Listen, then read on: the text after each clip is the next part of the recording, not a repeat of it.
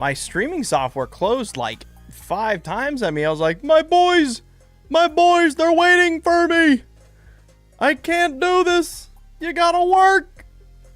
What is up, everybody? Welcome to stream. I'm gonna turn notifications off on my phone because I'm getting blown the heck up. Oh my lord, stop messaging me. Dear God. What's up, boys? What's up, Goyles? What's up, Fuzzy? It is indeed Wednesday, my dude. It's Wednesday. It's time. It's time for stream, baby. Oh, I have had the busiest day on top of all that. I cannot wait to sit and chat with you guys. It's probably one of my favorite parts of the stream. Just getting to chat for a little bit before we get into it. How is everybody? Are we feeling good? We feeling good today? I'm sure all of us are at work right now, as I am, technically speaking. This is in fact my job, at least for the next 3 months. So if this doesn't work out, I'm gonna go back to normal work. But you know, for now, this do be work. But today we got 4 commanders. We got 4 commanders today we're doing. Some of them spicier than others, for certain. One commander I actually never heard of. One that I was really excited about because no one ever talks about it and I like it. And it's in probably my favorite color pairing. Or like the color pairing I feel like if I want to have agency is my favorite, if that makes sense. But I'm going to restart my little stream chat here. I think it might be frozen. Give me one moment. And pop out my stream chat here. Boop. There we go. Should be a little better. But yeah, no, today's stream is going to be filled with some very exciting decks. And also some ones that I think are quite new to me. What's up, Carlton? What's up, man? Welcome. Glad you could make it. Everyone's starting to roll in, you know. I should probably alert the Discord we're streaming. It's probably a good idea, you know. I'll do that. Your body is ready. I love to hear it. Let's grab the announcements and let's send everyone message. But how is the stream doing so far? I'm assuming we are quality wise good. Audio levels, are we feeling good today? Just want to make sure before we really dig in, because boy, is this going to be an exciting stream. Stream alerts. We live talking about the decks I made for you. Boom. Howdy, hey, what's up, Demoscus? Howdy, hey, stumbled on your content recently. Love the energy you bring. You know, I've recently gotten a lot of comments about my energy level, and I almost feel like I'm like cheating people with it because like this is just me, and I actually bring it down a little bit in my videos, as you might see on the stream. I'm very animated. I'm very Italian. I don't do well being calm. I'm not ever really a calm person. But that doesn't mean I'm also like, you know, gonna go like dang crazy about everything. But you know, I tend to be excited about things. Seems like chat doesn't work. Thankfully, oh, would you look at, oh, there's chat. And then when I take, okay. That was weird. It like disappeared on you guys. I can hear your voice clearly. However, if you want your background music to come through a little, it's quiet. I can absolutely up the background music. That is no problem. I feel like it sets the mood, you know? Up that background music just a little bit. Just got off my meeting. What did I miss? Blaine Long. You know what you missed? You missed a little bit of cuddle time here in the chat. We be chilling. That's it. You're an extroverted Italian too, G Wild. The Socrodata de Pablo. That's how we do it. We run around, we make friends. And sometimes we make friends that we need to keep a little closer than others. You know, make sure they ain't up to no bad, you know? You know? Can't have them doing too much fun. Greetings from Malta, extroverted Italian. Let's go. Yeah, you know, here, a little bit of context for today, y'all. I am going to be in Philadelphia tomorrow, setting up for the largest competitive commander tournament in the world. I am going to be hosting it. Yeah.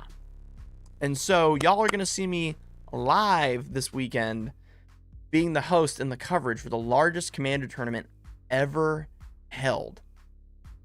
So I'm stressed right now. So this stream is a huge load off. Have you ever thought about DefCat branded socks? Your socks always make a cameo and oh my Lord, Fuzzy. Yes, I have. And I have actually just commissioned someone for the socks. I am not joking. I'm dead serious, and I will be wearing them once they're here. Otter Pirate, what's up? Glad to see you. Oh, the fam's all here. What's up, guys? Yes, Kage no AI. Storm, totally baller. I'm not hosting the Invitational. That is not the largest one. I am not affiliated with Top Deck. I am there for the Steel Series 20K. That is going to be there. The Steel Series 20K is the largest commander event ever held. I'm going to be with them. They are awesome, by the way. They're flying me out and paying me, which is insanely generous of them because there's not a lot of money to be made yet with stuff like this. And the fact that they're willing to really, like, you know, purchase good talent and have them fly in like this is really awesome. I'm super, super happy with the way they operate so far. I'm excited for my first event with them. It's gonna be really cool. Sir Trekkie, welcome. It looks like, from what I understand, you will be able to wear head-to-toe DefCat merchandise by the end of the year. I've got the socks commissions. I've got the hats commissioned. I'm getting the shirt and the pants commissioned next week, and a jacket and a hoodie. I'm trying to get a Snuggie. I think that'd be really baller, you know? Like a Snuggie would be kind of sick. And then I'm getting tokens made right now. And I just hired an animator 15 minutes ago. I have been on the phone all day. Like, and then I filmed a podcast with Playing with Power with the rest of the crew like 2 hours ago. It's been a day, and I'm flying out tomorrow like 6 a.m. Blainable, I hope they make Snuggies. I hope they make Snuggies. That sounds so comfy. Look, my last name in IRL is Christmas, but in a different language. It's not just Christmas, but my last name means Christmas. And so I subscribe to the idea that Christmas is more a state of mind, you know, and I live in it permanently. Like, you know how happy you are during Christmas? Like the amount of stress relief and excitement there is with it, you know, as long as you're not one of those over planners and you're like worried about family coming over. The house is clean. There's beer in the fridge. Y'all know where to go. You know, when my family comes over for Christmas, you're just here. You're family. I ain't worried about you. You can fend for yourselves, you know? Yeah, Natali gang, G Wild, Natali gang. And so, yeah, it's, I try to live every day waking up like it's Christmas break. Not that I'm like not taking care of responsibilities, but like the world's not that, it's not that big of a deal. It's just not. And here we are. That's what got us this far on the channel. Yeah. Do you like my making sure I'm not showing off branding on stream cap? Is pretty, right? No one knows, because I'm hoping I'll have a drink sponsor soon. Local. Oh, also, I have decided for this channel, And I'd love to talk to you guys about this. And then I'm going to start taking questions before we start. We're going to start doing decks after questions. I have decided I am only going to advertise family-owned businesses. That's it. The only thing I will advertise on this channel are family-owned businesses or a brand affiliated with Magic the Gathering that maybe not family that I genuinely believe in. I'm not going to show you guys no Raid Shadow Legends BS. I'm not going to show you some random whatever, you know, that pays me well. I don't care. I don't care. Because I've been a small business before. And I'm going to, yeah, you get it. You get it. Just don't move your finger. I saw some abominable snowman. Yeah, I know, right? Yeah, whatever weird little thing in the corner. Yeah. So, I've got some family-owned businesses and local businesses lined up. But one of them was the recent coffee one that we did, Mascara Bros Coffee, which if you guys haven't checked them out, go to the link in the last video. You can get some Mascara Bros Coffee. They are awesome. They are really, really down to earth, amazing people. Kage no Ai, right now, I know the owners of Manipool. I like them. I am not affiliated with them, but they currently support all of the local businesses near me. So by affiliation, I like them.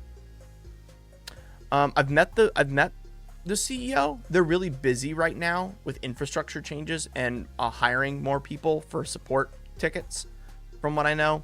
But I would like to talk to them. I haven't had the time yet, but I will be speaking to them for sure. But yeah, I just purchased $100 of cards off Manipool last night. Which actually, Kage no Ai, remember the commander we were talking about in DMs on the Discord? By the way, if you guys want to come chat with me and make decks with me on the Discord, come to the Discord. I have a video coming out next week that is about a deck that Kage no Ai actually live reaction saw me learn what the commander was and just like freak the hell out. Like, no joke. I was sifting through Scryfall and I was just like, it was beautiful. It was beautiful. All your Sonic stuff off Manipool. Yeah. I'm interested to see how they do as a service. You know, let them pan out. You know. But questions. Anyone have any questions? Want to hear a story? Have a thought? What we chatting about today? What's on the mind of my fam? What's on the fam's mind?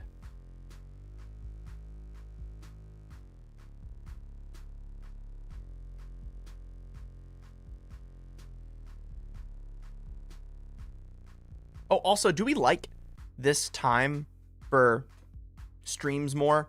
I started at 3:30 EST. Is this a better time for most people? If so, I'll start streaming then.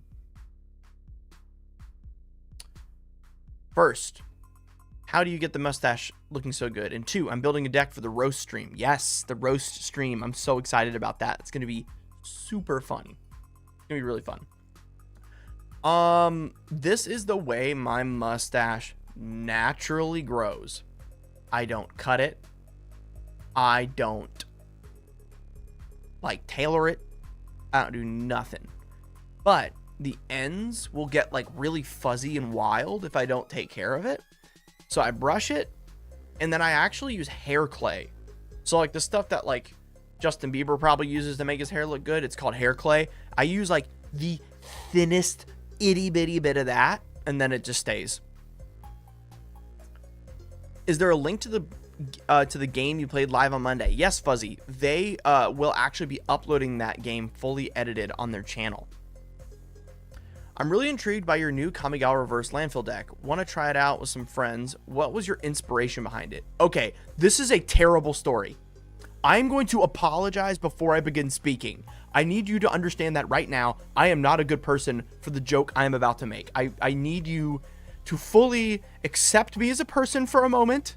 Know that I'm human and that this is a joke. Okay? All right, we're on the same page now. So I started going to a bunch of conventions when I started working as the co-host of Playing with Power. And I was really excited about it. And I was doing really well, with my production company, Def Cut Productions. We were there with one of our artists. And the artist I was working with was Steve Ellis. And I noticed he had put some like cool fantasy, like deep sea art on his cards. And I was like, that's kind of cool. And I was like, man, I love Krakens, in this deck. I love Krakens. And then I was like, and I also love Japanese woodblock paintings. What is the most famous Japanese woodblock painting of all time? I'm not going to tell you other than its name, so you don't judge me. But it's called The Fisherman's Wife. Do not look that up. Do not Google that. It's called The Fisherman's Wife. And I thought about, what if I built a deck with every Kamigawa woman ever made, and then every octopus in the game, because that's from the woodblock painting. And then all the other cards were going to be any Japanese style woodblock cards I could find. And then when I built that, I realized, oh my gosh, this deck does so many cool things at lower brackets because it like returns lands to hand and does cool abilities. And I just never feel like I'm out of the game, even when I'm low on mana or like low on cards. Eventually, I found that AC worked best as the commander because then I both have cards and landfall and card draw. It really helped. And then there was also a ton of green Kamigawa creatures I liked that I still wanted in the deck. And so that's how it was born. And then I tuned it over about a year. That's the full story. Blanimal. The time is late for me. My kids get home in like an hour, so I have to adult. Yep. Totally understand that. So yeah, I'll probably start around 2 o'clock on most days then. I'll bump it down to 2. How many dumplings have you consumed in the last month? Because I've only seen 2 picks, and I feel like that's not all of them. Blanimal, I know for a fact I've had at least a dozen, and I cooked at least 8. So my wife's Chinese, and we keep dumplings in the house a lot as a result. But funny enough, I'm the one that eats all of them. So I cook a lot of pork dumplings at home. I steam them, and I get some pre-made ones. And then every now and then, we will go get a bunch of like sausage meat and veggies, mash them in a bowl, season it, and then we'll make like just a nuts amount of dumplings and freeze them in the freezer. And then whenever we want, we fry them up. But yeah, at least a dozen. I went to Chinese with my in-laws. Maybe like 20. Probably had like 20 dumplings. Yeah, about 20 in the last month. What type of dumplings? Pork, mostly pork. I love pork and chives with like Sichuan sauce. So I love spice. So Sichuan for the most part. I believe I misspoke. They are steam buns. That's fair. Ready for Toph Candelabra fun? I am. Yes. Oh my gosh. The people don't realize how insane Toph is. If you guys have not seen the spoiler for Toph, I wonder if it's on Scryfall already, because it is an official spoiler.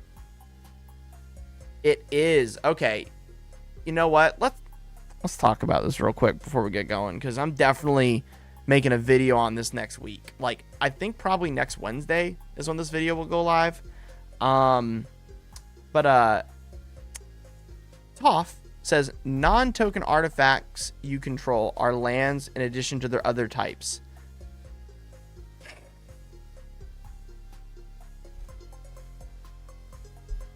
This goes infinite with Candelabra. Candelabra is an artifact. When you tap Candelabra and you pay X equals 2, you can untap Gaia's Cradle and untap Candelabra and make infinite green. And there's a lot more you can do with this. Like, Toph's nuts. So there's gonna be a video. But here's the big thing. What does that infinite mana do? Toph doesn't have an infinite mana sink. So it's like you gotta cook a little bit with this deck, which I will be. and I'll be showing it to you. So don't worry. We'll get into that. But any more questions? Yeah, too bad it's Naya.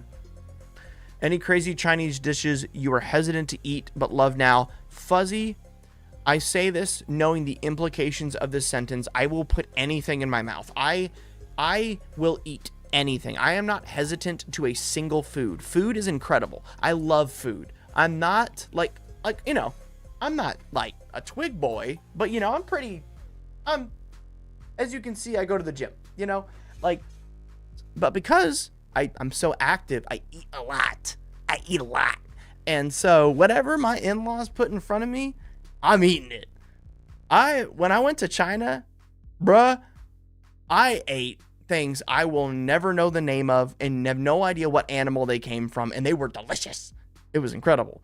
So, DefCat, did you realize the issue she makes with Mindslaver?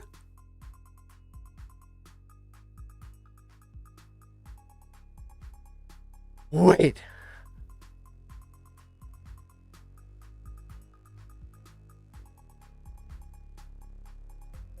Okay. Well, hold on. Mindslaver. Oh. Y'all's got a burp to the face. I'm so sorry. I'm so sorry, chat. Mindslaver makes you sacrifice it, so you can't. Wait a minute. Read Earthbending. Target land you control becomes a 0/0 with haste. Oh, when it dies or exiles. Oh my god. Hold up. All right. We're doing this. We're basically just making a Toph deck in the intro today. Dear God. Hold on. Let me get this up for y'all. Mindslaver. 4 mana. Sacrifice Mindslaver. You control target player during the next turn. Toph says Earthbend 2. Target land you control at the beginning of your end step. Earthbend 2. Target land you control becomes a 0/0 creature with haste. That's still land. Put 2 pulse and counters on it. When it dies or it's exiled, return to the battlefield tapped. Here's the issue.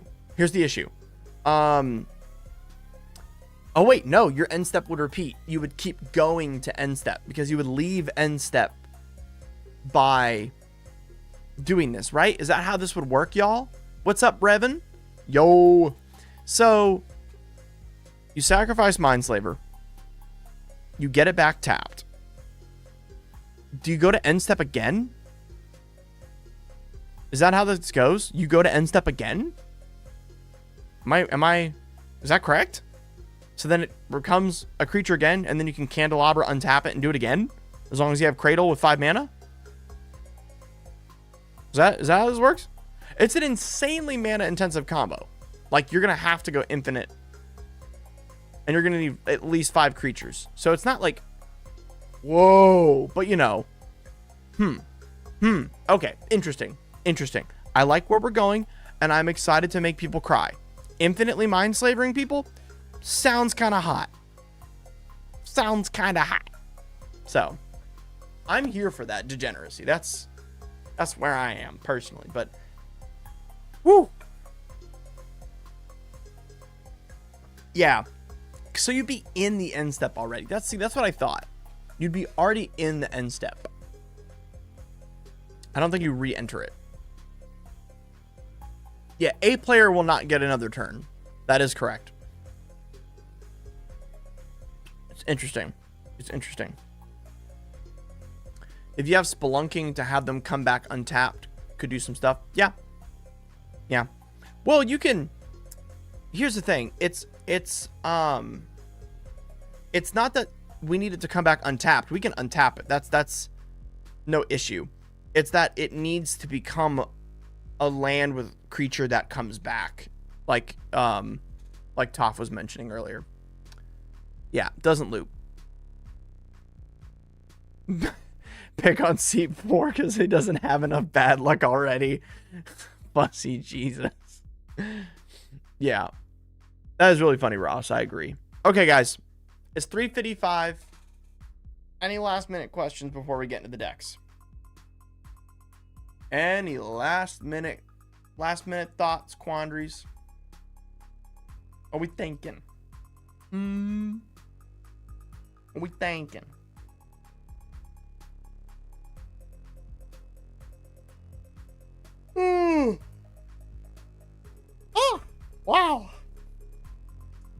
Oh, also, I will say one last thing before we start. So, first or second week of October, my wife's going to be in China, meaning I'm left home alone being dumb. So, I'm going to be reaching out to some charities, and I'm hoping I'm going to be able to do a week-long charity live stream. No, like, legit, I will sleep on stream, like, full 24. Oh, Justin Ains, my family was from Kentucky.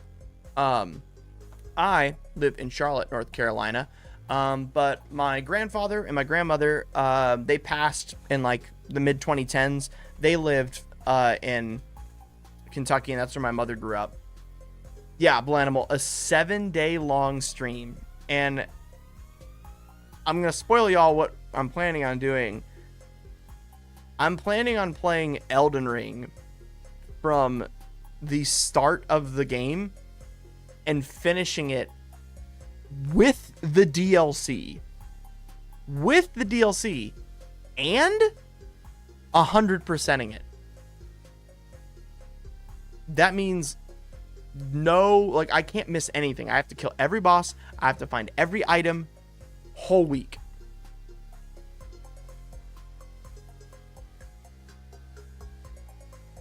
Yeah, and then we'll take breaks to do the roast brew streams like this. Yeah, we will be taking breaks to make sure people still get their decks.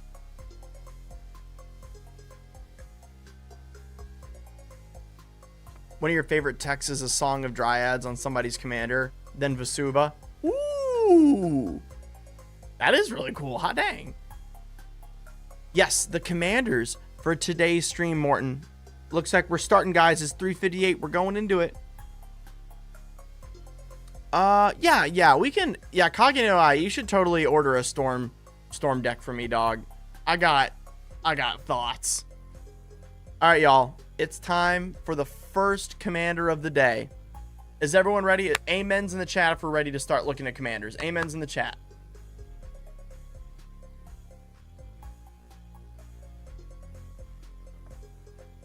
Are we ready to start looking at commanders?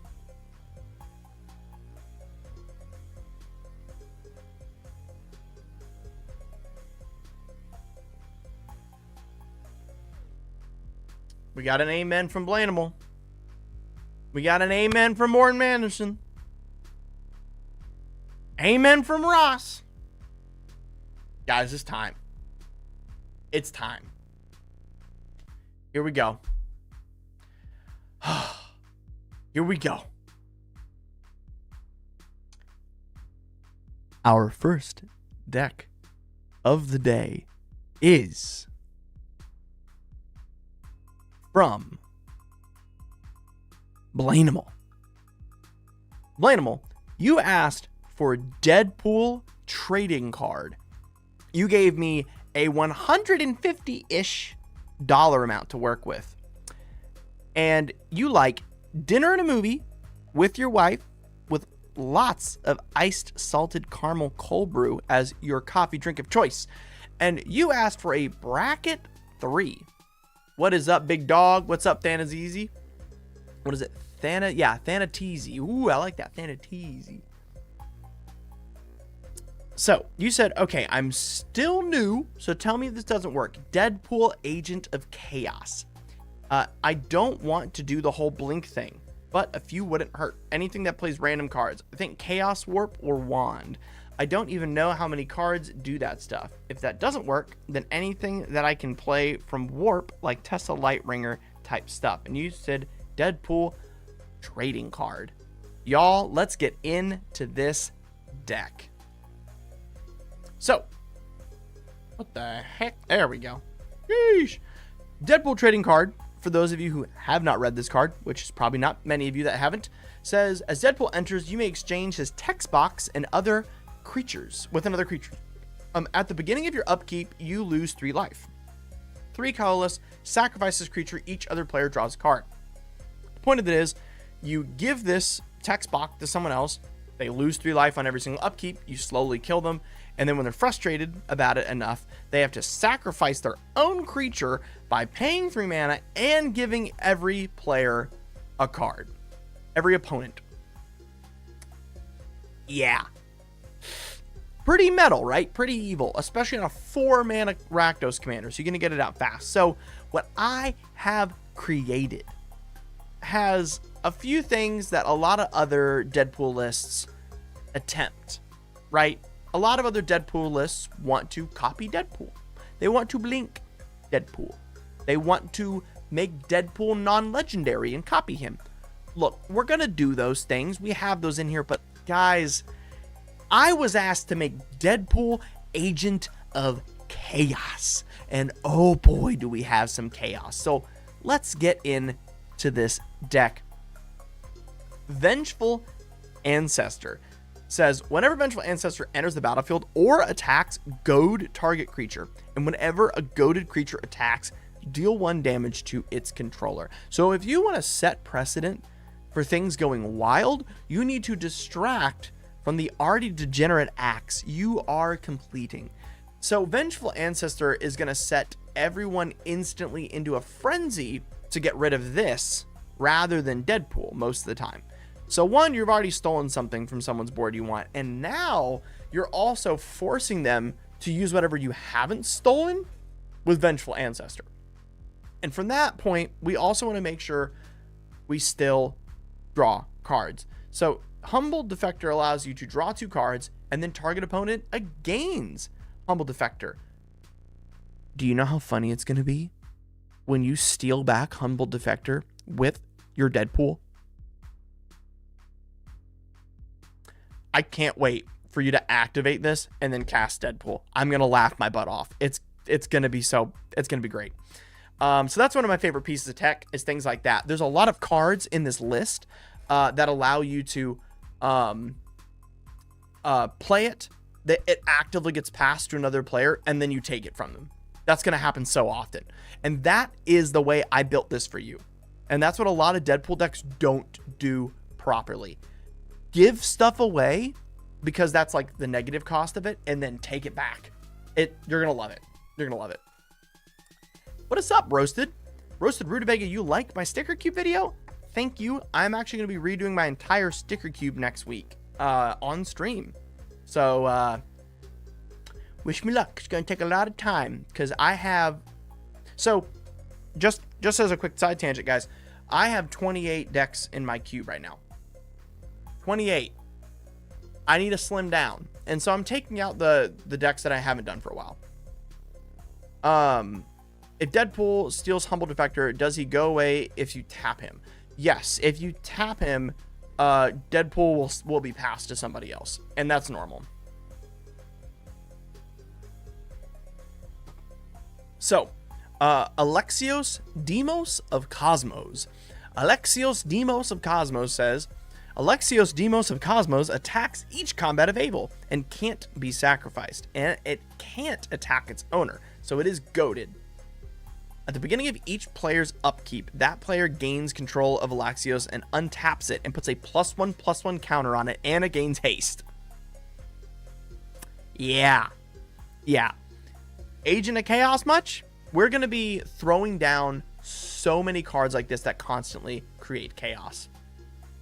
Roasted, you said, only thing I would say about it is that my friends and I like to play each other's decks so much I feel like the cube might mess with that. Yes. I personally, if I have decks that I like to share, and I do have like my cube, I will make proxy versions on the side of the decks that I share often. But in the same time, I just really value the fact that my decks have all my original cards in it. Yeah, Alexios is amazing. Next, for some card draw, we have Jax's Troublemaker. Red, tap, discard a card, create a token that's a copy of another target creature you control. It gains haste, and then this creature dies. When this creature dies, draw a card. Sacrifice at the beginning of your end step. So there's a lot of creatures that we like to instantly have ETB and attack, which is really good. Think about having Jaxus copy Vengeful Ancestor or Humble Defector.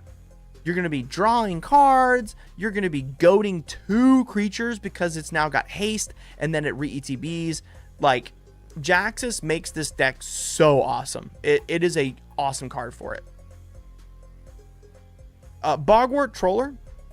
It's whenever Bogwart Troller enters the battlefield, exile target player's graveyard. I put this in as a helpful MDFC because at the bracket level, you're probably playing this deck at. There's a lot of people that love graveyard shenanigans, and I hate Bajuka Bog.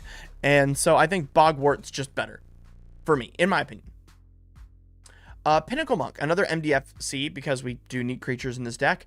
When it enters the battlefield, return target instant or sorcery from graveyard to hand, and it has prowess, and it's still a land. Kind of a no-brainer in every single deck. If you guys have not purchased a foil copy of every Modern Horizons 3 MDFC, so MDFC stands for multi...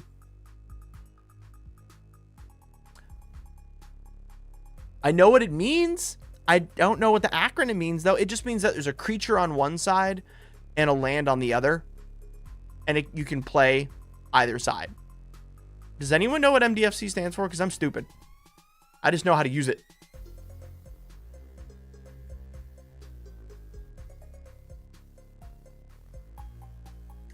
Modal dual face card. Modal. That makes sense. That makes sense. But yeah, if you guys don't already own all of the foil ones from Modern Horizons 3, highly suggest getting them because they're only ever going to go up in price because like every single deck's going to play them. Like all of them. Like you should get them. Go-Go Mysterious Mime. At the beginning of your combat on your turn, you may have Go-Go become a copy of another target creature you control this turn, except its name is Go-Go Mysterious Mime. If you do, Go-Go and that creature each get +2/+0 and gain haste until end of turn. And attack this turn if able. And so this, again, allows us to make copies of things that we really like in this deck. And there's a lot of things that we really like. Jaxus, Humble Defector, Vengeful, Alexios, all that. Super awesome. Continuing with our chaos theory, Xantcha Sleeper Agent allows you to enter the battlefield under an opponent's control, and Xantcha attacks each combat if able, and can't attack if its owner or planeswalker of the owner that controls it. So 3 colorless, you may have its controller lose 2 life, and you draw a card. Any player can activate this ability. Dude. Talk about chaos. Everyone's going to constantly go, oh, well, I didn't spend 3 mana last turn. Boom! And just shoot your friend and draw a card. It's a very fun card. Like, if you wanted a fun deck, you found it. Like, this is its home. Next up, one of my favorite cards, Slicer Hired Muscle. It is just like Alexios, except a little more dangerous. At first, Alexios eventually gets more just terrifying because it gets counters on it like crazy and it keeps attacking. It's nuts. But Slicer Hired Muscle says double strike haste. At the beginning of each opponent's upkeep, you may have that player gain control of Slicer until end of turn. If you do, untap Slicer, goad it, and it can't be sacrificed if you don't convert it. So, as you probably noticed, at the beginning of each upkeep, you may have that player gain control of Slicer until end of turn. If you do, untap Slicer and goad it. So it is goaded. It can't hit you, but you don't have to give it to other people. And so if Slicer is benefiting other people too much, you don't need to give it to them, which I like. But yeah, it being a 3/3 with double strike, if you put any level of equipment or +1/+1 encounters on this thing, woof, it's going to start tearing through people like crazy. Like, it's not going to be a long game. Tell you that much. More craziness. The Master Multiplied. Myriad, and the legend rule doesn't apply to creature tokens you control. Yeah.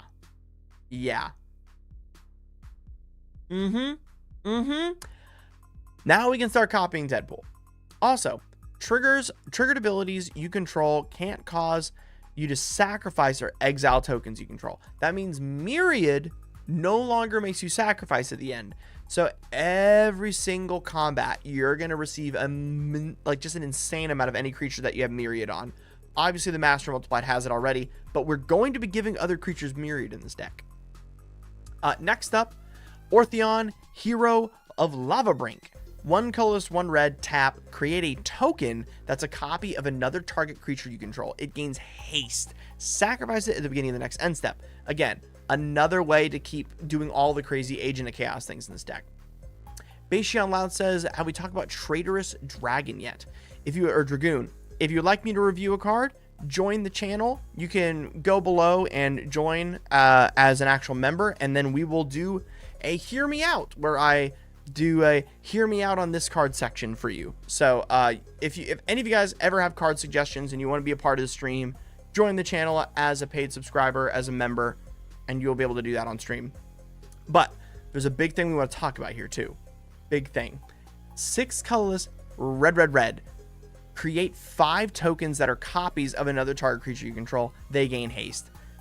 This thing, plus the Master multiplied, is hilarious. It is nuts. That's how I've ended games so far trying this deck out. It's been really cool. I added Rionia Fire Dancer in there because at the beginning of combat on your turn, create X tokens that are copies of another target creature you control, where X is 1 plus the number of instant or sorceries that you cast this turn. This deck has a surprising amount of instant and sorceries in it. So, this thing does actually get some pretty cool stuff going. Do you recommend a deck to anyone just starting to starting back up in EDH? I used to play a long time ago. One I would recommend.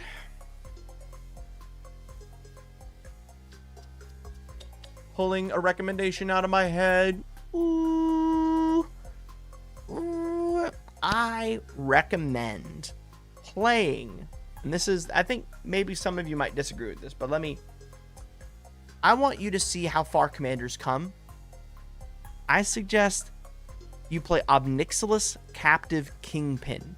One of you guys type that in chat for them so they know what it is. Obnixilis Captive Kingpin. Everyone around you is going to be using fetch lands, and this is going to draw you cards, and it's going to be really cool, and you're going to learn about a lot of really niche rules. Very cool. Yeah, any newish precon's super good, though. Any newish precon's still good. Well, that's the thing, George. I don't want to give him simple. Throw him in the deep end. Throw him in. Give him a new fun card. Like, go play some Obnixilis Captive Kingpin. Like, insanely fun deck. And if that's too much, if Obnixilis is too much, I suggest going and trying out Prosper Tomebound. Urtani is oh yeah, Ureni is awesome for the dopamine effect. Just keep a hand with ramp and hit the lizard button. Totally agree. But yeah, throw them in the deep end. Let them learn some new rules about the game. See what the game's been up to since they've been gone. Next is Delina Wild Mage. Whenever Delina Wild Mage attacks, choose target creature you control. Then roll a d20.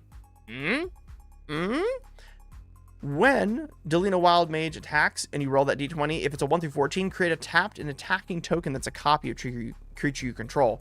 If you roll a 15 or higher, create that token and keep rolling. I won 4 in a row my first time playing this card. You want to talk about dopamine? That's how you get dopamine. Do you have a deck tech video on it already? I don't actually, but if you would like one, you can order one from me on my Patreon. If you are interested, if you order me a Prosper Tomebound deck on Patreon, I will send you a signed copy with like some art on it. I would love to build you that deck if you order one from me on the Patreon. That would be sick. I would love to do that. But yeah, Delina makes a lot of copies, and if you're lucky, like me, because I'm skilled at gambling, because I'm Italian, it's a great time. Such a fun card. Dual Caster Mage, copy any instant or sorcery. Funny enough, yes, I hear you, Chad. I heard you the first time. Yeah, there's an infinite combo with this card, and I did include it in the deck. Game's gotta end, but a lot of the time, this Dual Caster Mage so far for me has ended up me copying someone else's spell that I just really want. What's up, Joseph Woodward? How you doing? You've arrived. So, I need to share something nasty I did with this card. I think you guys will appreciate how nasty this was. So, someone else in my game got infinite mana in their, I think it was Nicol Bolas deck. I think it's the Grixis Nicol Bolas. And when they made the infinite mana, they attempted to do a infinitely large Bane of some, no, Hellfire. The black X spell from Hour of Devastation. But anyway, Reign of Hellfire. Reign of Hellfire says we all lose a certain amount of life per how much mana they put into it. And there was like X equals a billion. So we were all going to die.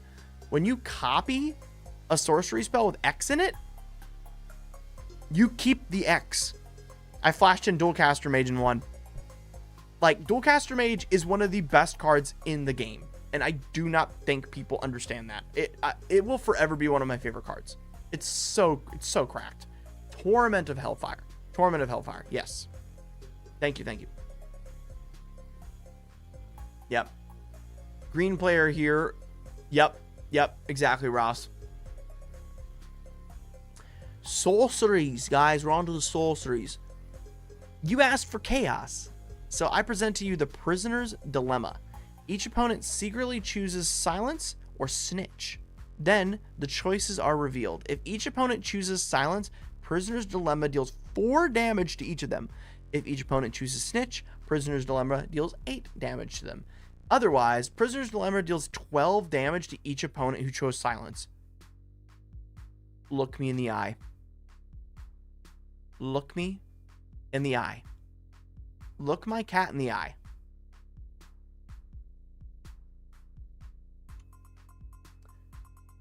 Never once in your life choose Silence. Ever. Always choose Snitch. Always.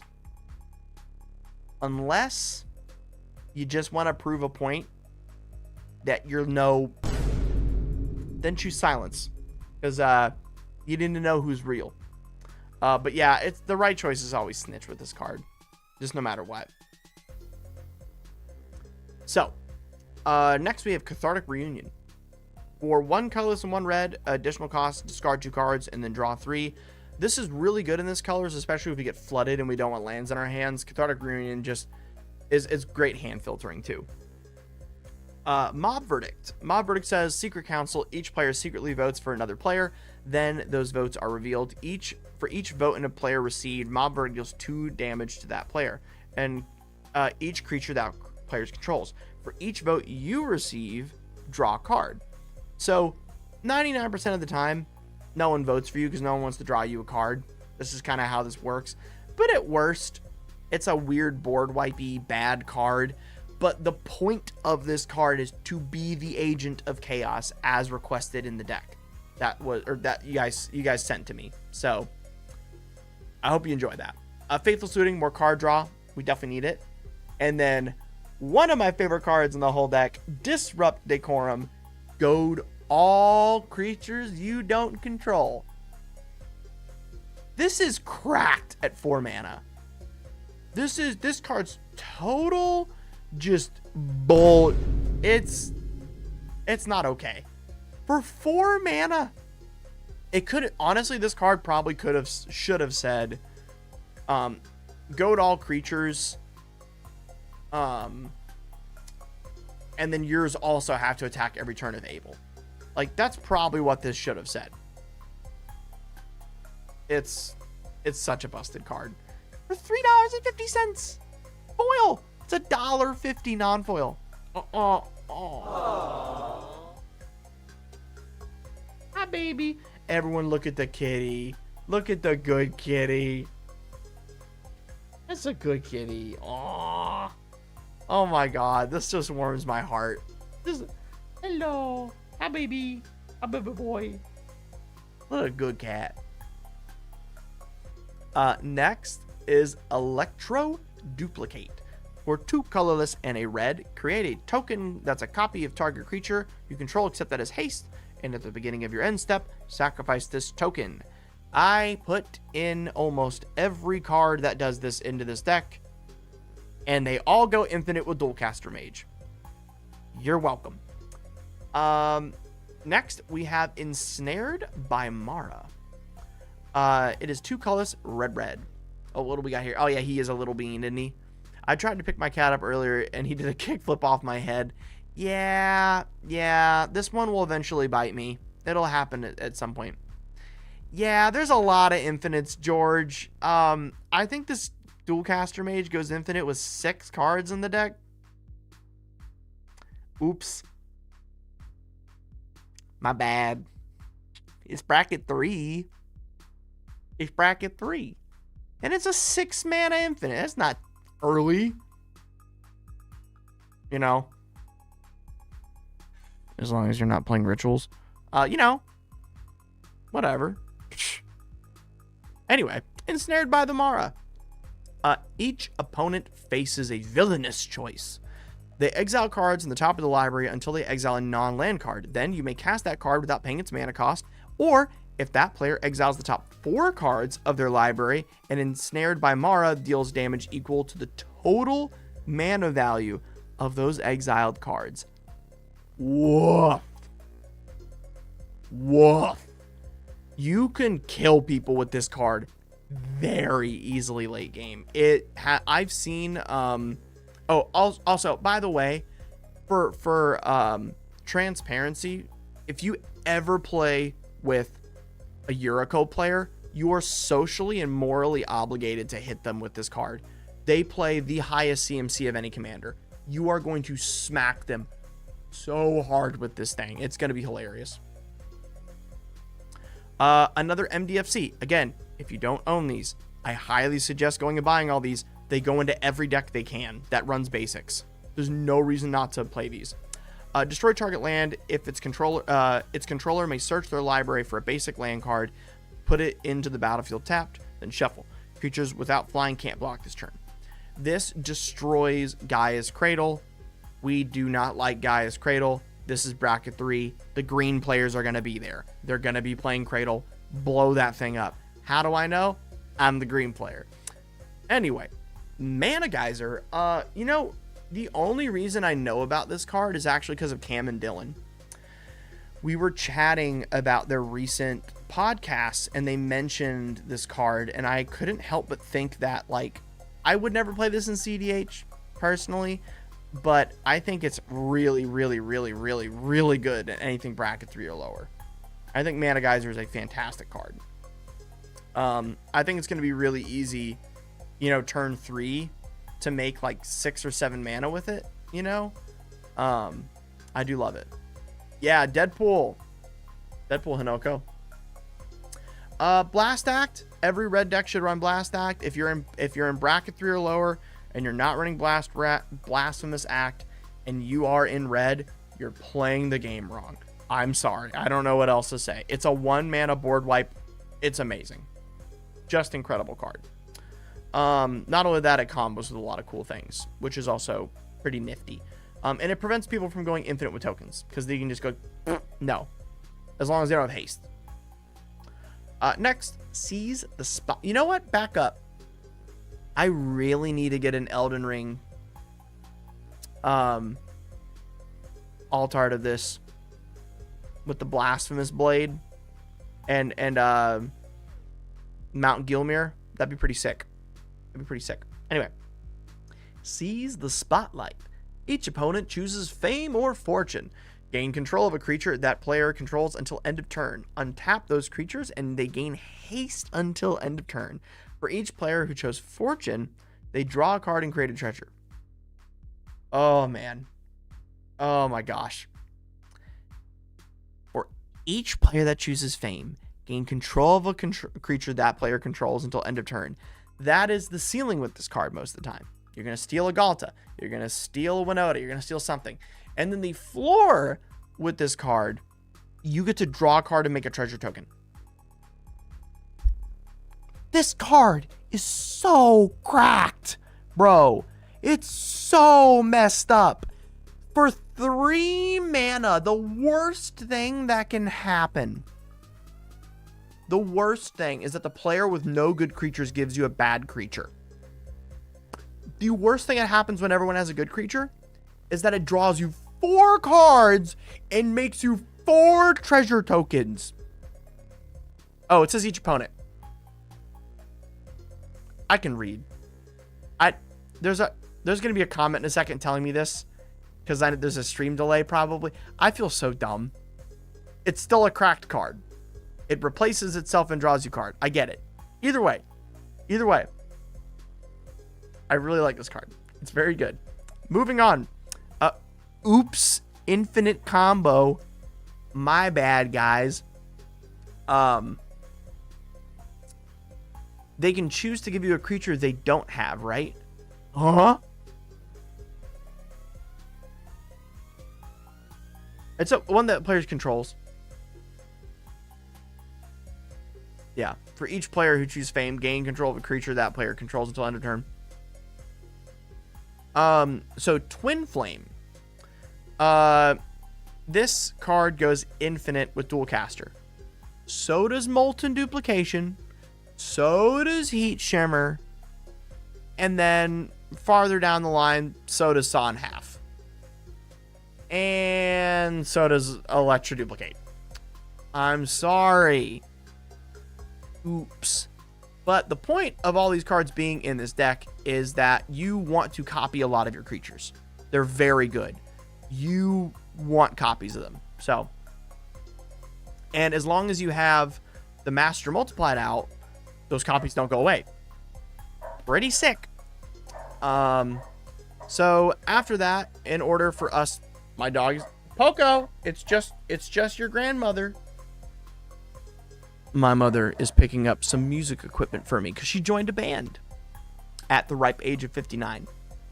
She is also retired, so good for her. It is a band that some older people in my church put together. It's really cute. And she's picking up some music equipment I left for her. Have fun at band practice.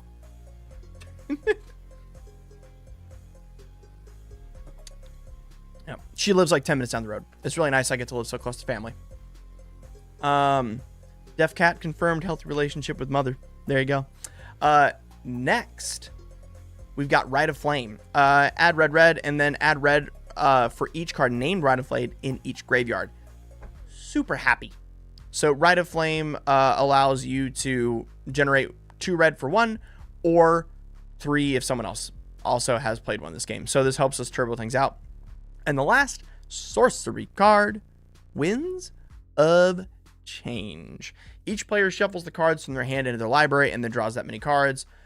Dude, start games with this card. If you draw this card ever in your opening hand, keep the hand. If you're in seat 1 or 2. If you're in seat 3 or 4, not as good. If you're in seat 1 and you draw Winds of Change, jam it.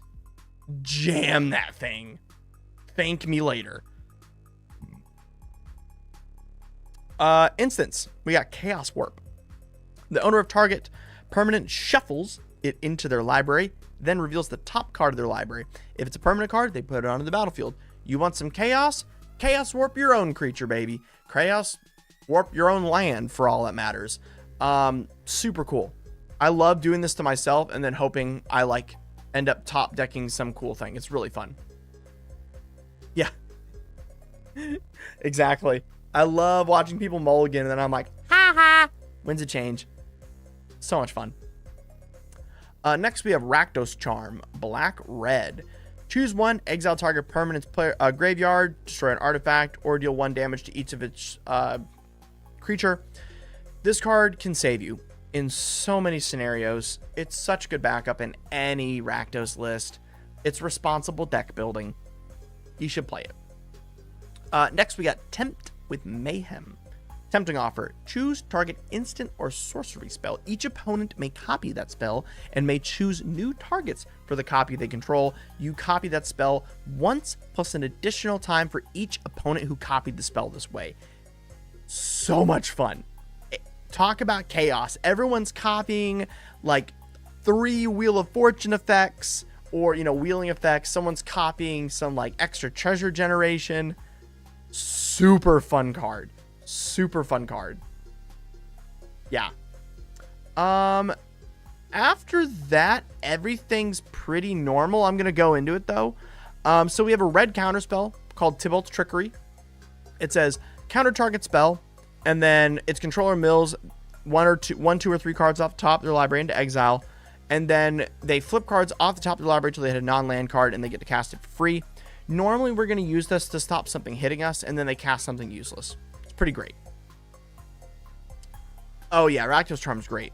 We are running Fork, and we are running Reiterate, as well as Flare of Duplication.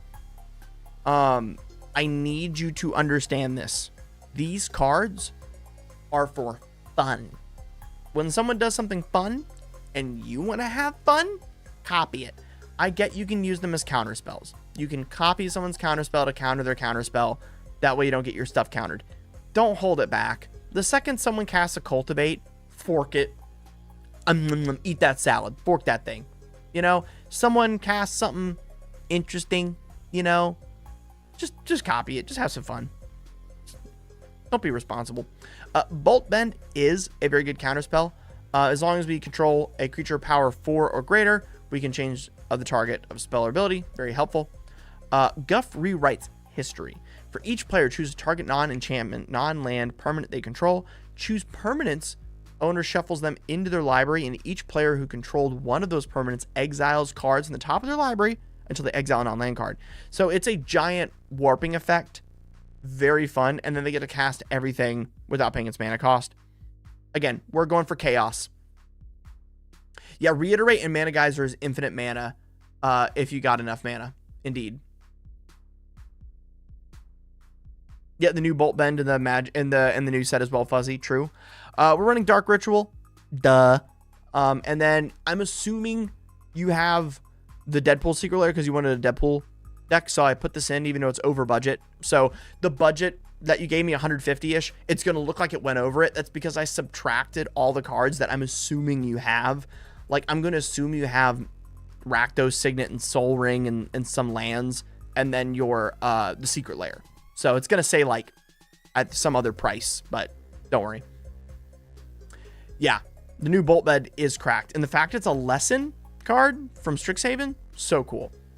A couple last things before we move on here is Blade of Selves. So as long as we have the Master multiplied, the Blade of Selves is going to allow us to make myriad of anything we attach it to, and they will not sacrifice at the end of combat. It's awesome. We have Ruby Medallion to make sure we can churn through a lot of these. Super fun. Mirror Box allows us to copy a lot of our legendary creatures we already have in this deck, because this deck does have a lot of legendary creatures, and so I thought this would be nice, and it gives them all +1/+1. Pretty great. The Fire Crystal is just another Ruby Medallion, except it also has the way to take and make a copy. So Fire Crystal is like totally cracked. It's cheap. It's like $6 right now. Very good card. And then Jet Medallion as well, because again, I think this deck plays well when you get to play at least 2 disruptive pieces a turn. I've never played a Final Fantasy game, but I've seen Atla at least 30 times, so I'm hyped for the set as everyone. Nice. Yeah, I get that. Yeah, Avatar The Last Airbender is, I watched it as a kid. I watched Korra. I wasn't like obsessed with it, but I did watch them and I do have fond memories of it. So this set's definitely going to be homey, you know? I'm still going to enjoy it. If they ever make, like, there's certain things that if they ever make, and I know they never will, I'll freak out. Like, if they make a Kingdom Hearts set, or like, you know, any old school anime, I'll flip out, but I doubt it. They'll probably get a Secret Lair one day. I'm going to assume we get, like, a Kingdom Hearts, or maybe like an Evangelion Secret Lair one day, hopefully. Yeah. Yeah, Avatar reminds me of Zendikar. Totally agree. Yep. Oh, a Momo Tat. That's so sick. That's awesome. Here's Podium 2 pricey or redundant for this deck. No, it's not. Yeah, it's not. Yes, Magic on a Land is going to be amazing. I can't wait to see some of you. It's going to be great. Yeah, the haiku is so cute. Agreed. Yeah, I don't know if a Kingdom Hearts set would happen, though. That's hard. I feel like it'd be a Secret Lair. Yeah, Yu Yu Hakusho would be nuts. Yu Yu Hakusho would be nuts. I agree. Oh, the one secret layer I'm begging for is Death Note. I would kill for a Death Note secret layer. Oh my god. But my favorite media of all time that's like ever been produced is Evangelion. So, like, I'm getting an Eva tattoo. So, yeah. One of the last cards we got in the artifact slot is Helm the Host. At the beginning of combat on your turn, create a token copy that's a target equipped creature. Except the token gains, it isn't legendary, and it has haste. Do I need to say more? Come on. We got Rakdos joins up as a legendary enchantment. When Rakdos joins up, enters the battlefield, return target creature card from graveyard to the battlefield with additional 2++ counters on it. Whenever a legendary creature you control dies, Rakdos joins up, deals damage equal to that power to a target opponent. Guys, this is a dollar banger card. Super good. And it comes down after a lot of your stuff's probably been removed. Ooh, Kamen Riders. Tenchi Music. One of my friends actually got 5 Dockside Extortionists painted with all the Kamen Riders on it. It was awesome. I have several $1,000s of Yu Yu Hakusho tattoos. I feel that. Yep. Other video games, though, other than like Kingdom Hearts and stuff, this would 1,000,000,000% never happen. But if we had got anything like Sly Cooper or Jack and Daxter or Ratchet and Clank, you know, oh, give me some PS2 nostalgia. I spent all yesterday morning. A friend of mine needed to help me move some stuff in our house, and we got done a little earlier than we thought. So we ended up sitting down playing Star Wars Battlefront 2 on the Xbox 360 all morning, and it was great. Yeah, pour one out for Dockside. Agreed. Dishonored. Yep. Portal. I love Portal. Portal was my first Steam game, funny enough. God of War. Ooh, yeah.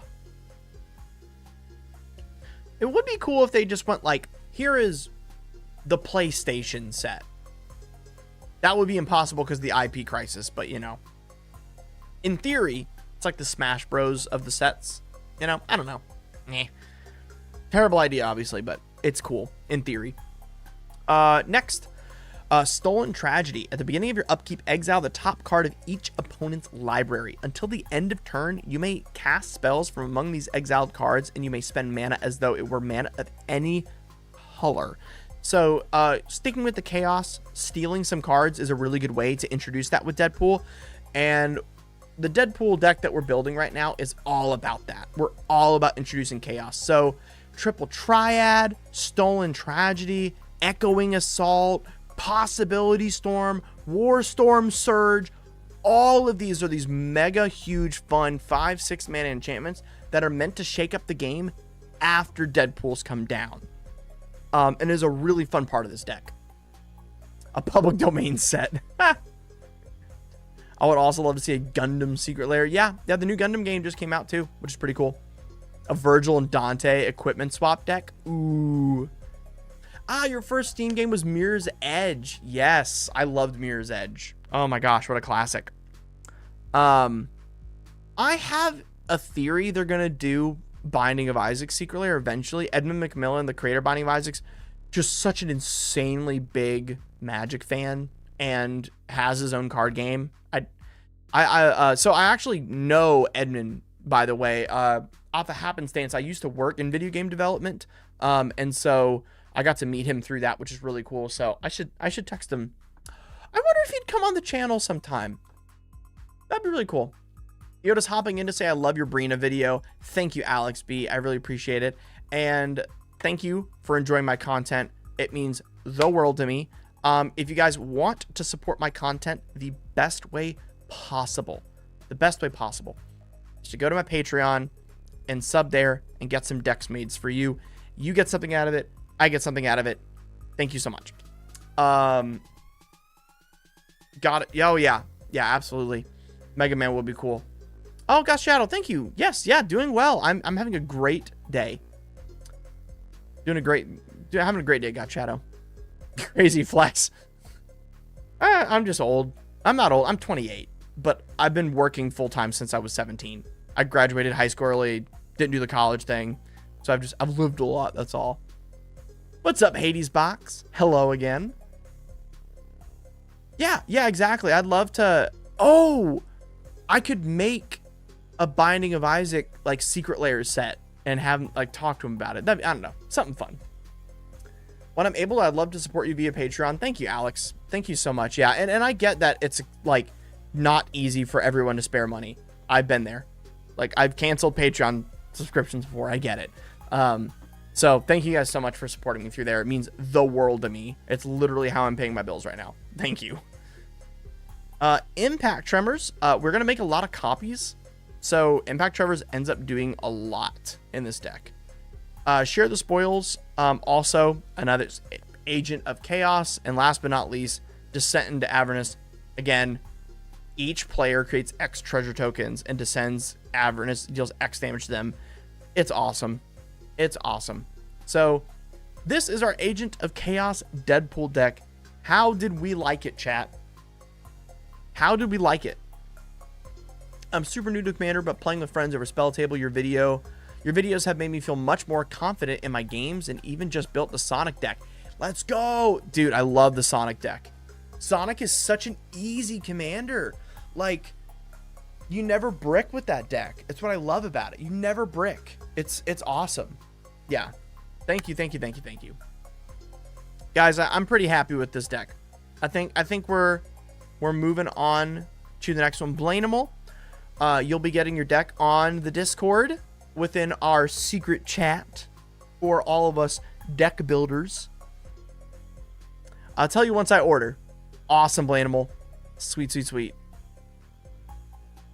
Really creative deck choices and sticking to the theme. Good. We like that. Amen. Amen, baby. Our next deck is from... Oops. My forum has broken.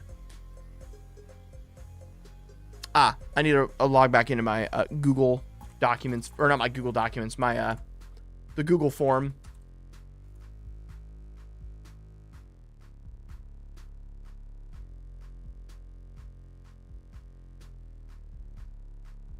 There we go. Forms. Yeah, Blaneable.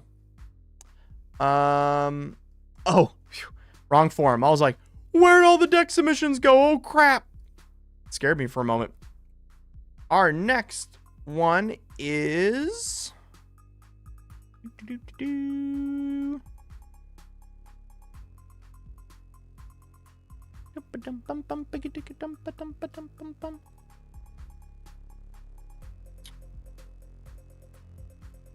by...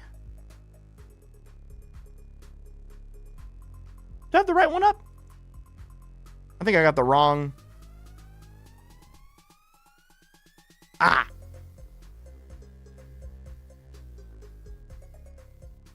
There it is. Okay, cool. Our next deck, they asked me for full-on evil, make my friends hate me. So I hope you guys are ready for this. Duke says, I'm just getting back into playing with some friends who are new to the game. Just heard about Steel City Spectacular. Very pumped to play at the event. Super exciting. See you there. I will be casting the CDH event as well as the Vintage event on Friday. Hinoko Nakamura, thank you for your idea of the sticker cube. Sick. So excited for you to get a quiver. The sticker cube is amazing. I love being able to have all my decks on me with all my cards. So, our next deck is for Arc Amandrate. And it's proxy friendly, so no budget. And it's from Fuzzy. What's up, Fuzzy? Hey, DefCat. I've been trying to make this deck do its thing, be funny, and win, but it struggles to do any of those things most of the time. My playgroup is a mix of high power and CDH pods. I like monks that can copy permanents to make copies of enchantments and then break other token copy mechanics. I've always wanted a silly back pocket many copies of Illusions of Grandeur WinCon. It does not need to play against CDH, but it would be cool if it could punch up. Please, no partitioners. Don't worry, buddy. I hate partitioners anyway. And your ideal date is an art house movie concert or art house movie or concert. And your favorite drink order is loose leaf oolong tea. Love that. I was having some loose leaf oolong last night. All right. So our commandrate. First, let's make it our current commander being brewed. Paste it into my little thing over here. Save it into the computer. And oh wait. And boom. What? Boom. There we go. A fellow oolong enjoyer. So partitioners. Let's look that up real quick for those.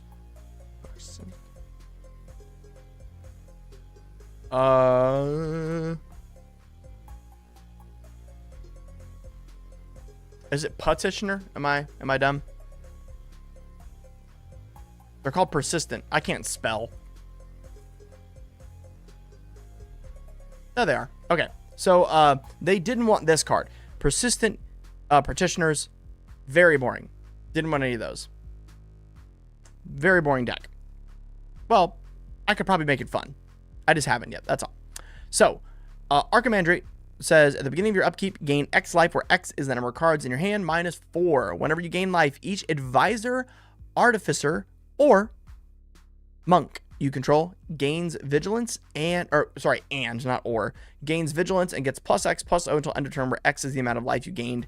And tap 3 untapped advisor, artificers, and or monks you control, draw a card. So, Fuzzy, you said you're going to be up against some CDH people. I don't know what happened in my brain, but this, like, I swear to God, I just, like, and I randomly remembered, like, a bunch of old school combos for this deck that we used to play back when white, red, blue was, like, the best color combo in CDH. So I brought a bunch of those out for this deck for you. So I hope you're excited about that. So first off, you're playing against friends that are playing very degenerate decks. You need Narset. And the coolest thing is your deck has so many creatures in it, you can actually protect it. So don't use the minus ability. Try to keep it up for as long as you can. Make sure they're not getting an insane advantage while you have your draw engine. Narset, very helpful. Next, Teferi Time Raveler. That is going to go infinite with Displacer Kitten, because we are going to be able to infinitely put Soul Ring back in our hand with Teferi's -3 ability, and then we're going to be able to blink it with Displacer Kitten, which draws us a card. We're going to get all those and then infinitely draw our deck. But if for some reason we're having an issue being able to do that, we can always blink our monks if we don't have Teferi yet, and we can kind of use our commander as a way to blink our advisors, artificers, and monks in order to keep tapping and drawing. So each piece is individually very good. Hi, ordered cards from Graveyard's Kefka built you make, and now I'm not sure if it's outdated already. The idea still sounds fun to me. Would you still build from the base the newer cards released? I don't think I fully understand the question. The deck list I made is going to be good regardless of what new cards come out. Out of date doesn't exist for Commander. There's always new cards coming out. It's just completely impossible to keep up with Commander cards releasing. There's a set every 2 months. There's no such thing as outdated. Don't worry.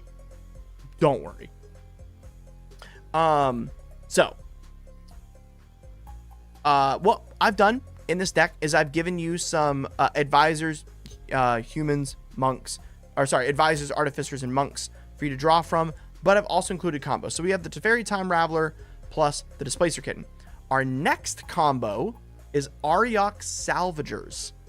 So Ariok Salvager says, for a white, colorless and a white, return target artifact card with converted mana cost 1 or less from your graveyard to your hand.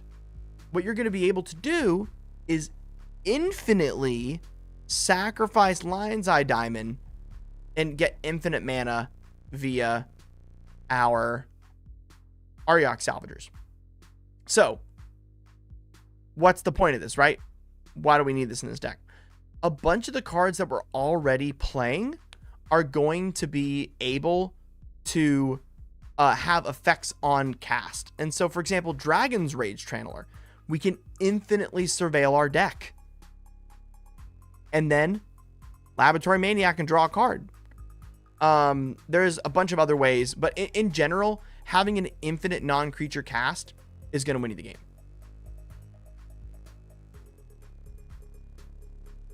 Yeah, Andrew, it's time for another one.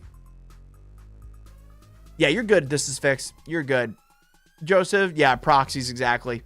Always proxy. Oh no, is it time? Yep. Bro, you're so right. It's so many sets. I just pick up a few favorites like Anti-Venom. Exactly. Yeah, just pick up your favorites. Yeah, totally get it.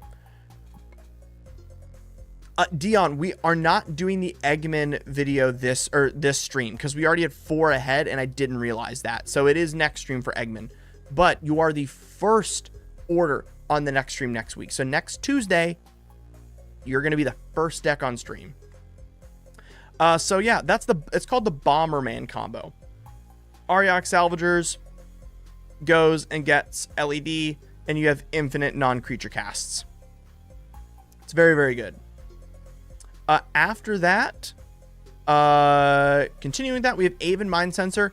Your friends are hokey pokey, except they're poking you in the eye and other places that are non-consensual. So you're not going to let them do that. You're going to Aven Mind Sensor them. Because no. It's very, very good. After that, we have Draineth Magistrate, because guess what? No more hokey pokey, like we just said. They're in bracket 4 in CDH. No more Underworld Breach. Nah, not happening. Nope, none of that. They cast a lot of cards. We're going to play Esper Sentinel, so you draw cards. They also draw a lot of cards. So we're going to draw cards with Fairy Mastermind. And then we're going to copy it with Mockingbird. And then again, you are going to play more than 2 spells. Your opponents are going to play more than 2 spells. Baby, you're lock and loaded with a Ledger Shredder. So every single time someone casts their second spell, including yourself, you get to draw and discard. Thank you, Blainable. Have a good one. I'm glad you enjoyed your deck, and I'm glad I got to give it to you before your kids got home. Enjoy. You want artifacts in your graveyard. So we are playing Goblin Engineer. That's going to come in later. I hope you guys are excited about that. When is a new sticker review video coming out? I did it for 19 decks. Can we get a round of amens in the chat? Can we get a round of amens in the chat for Garcia? Bro, 19? You're at my level. You're in this. Yeah, oh yeah, I bet it took all day.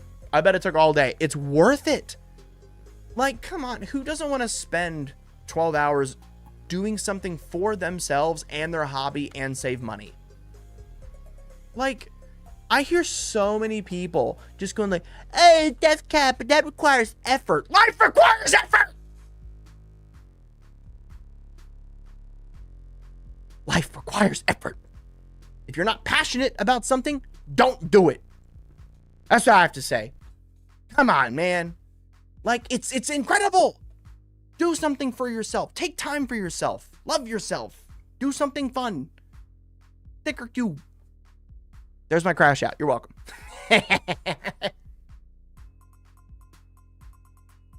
Yes, all your Gruul decks. That's a really, really smart way to do that. Yep. Oh yeah, Jay. Mystic Remora. We are going to be copying whatever BS your friends are playing with Flesh Duplicate. Very important. And how are you going to get this Flesh Duplicate in your hand to copy your friends' creatures? We're going to be going and getting it with Imperial Recruiter, because we're going to yoink everything that they have. As well as if you want any of the other amazing cards in your list, such as Draineth Magistrate, Fairy Mastermind, Esper Sentinel, Archivist of Ogma, any of these awesome cards that draw you cards, you can go get them with your boy Imperial Recruiter. Super rad card. Next is Monastery Mentor. So Monastery Mentor says prowess. Whenever you cast a non-creature spell, create a 1/1 monk. So, you guys ready? You guys ready, monk? You guys ready? Ariok Salvager Bomberman combo, infinitely cast our Lion's Eye Diamond, right? Make infinite 1/1 monks, and then tap all the monks with our commander to draw the entire deck and play Laboratory Maniac. Boom, baby. Super fun. Super fun. And guess what, y'all? Remember when I said that Ariok Bomberman combo isn't just for one card? We've got it for Monastery Monastery Mentor and Reckless Fireweaver. So whenever you an artifact enters the battlefield under your control, deal 1 damage to each person. I should have had Firebrand Archer in here that does the same thing. Sorry about that. Oh no, we're not using Firebrand Archer because we're not running as many non-creatures. That's why. Right. All good. Next, Freddy and Metamorph. Your friends are doing degenerate things. Like you said, let's copy it. Ranger Captain of Eos. Sometimes you're going to go for the win. Let's get some protection. You'll be able to play this, go tutor up Esper Sentinel with it, which is really great when it enters battlefield, and then you can sacrifice it to make sure your opponents don't play non-creatures on your turn. Super helpful. After that, we've got Recruiter of the Guard that also goes and tutors something to your hand, just like Imperial Recruiter. Again, I love Imperial Recruiter. Why not have Recruiter of the Guard? Pretty easy, you know? Kind of a no-brainer. I always overlook the draw engine aspect of the commander because I was lost in silly life gain hacks. Yeah, exactly. Exactly. You're going to gain life no matter what because you're going to have so many damn cards in your hand, dude. That's what's so sick. So, draw cards to gain life. That's how you really do this commander. So if you have a ton of cards in your hand, bada bing, bada boom, you gain the life. Easy peasy. Next, Spellseeker. There's a lot of spells we want in this deck. We're going to talk about that later.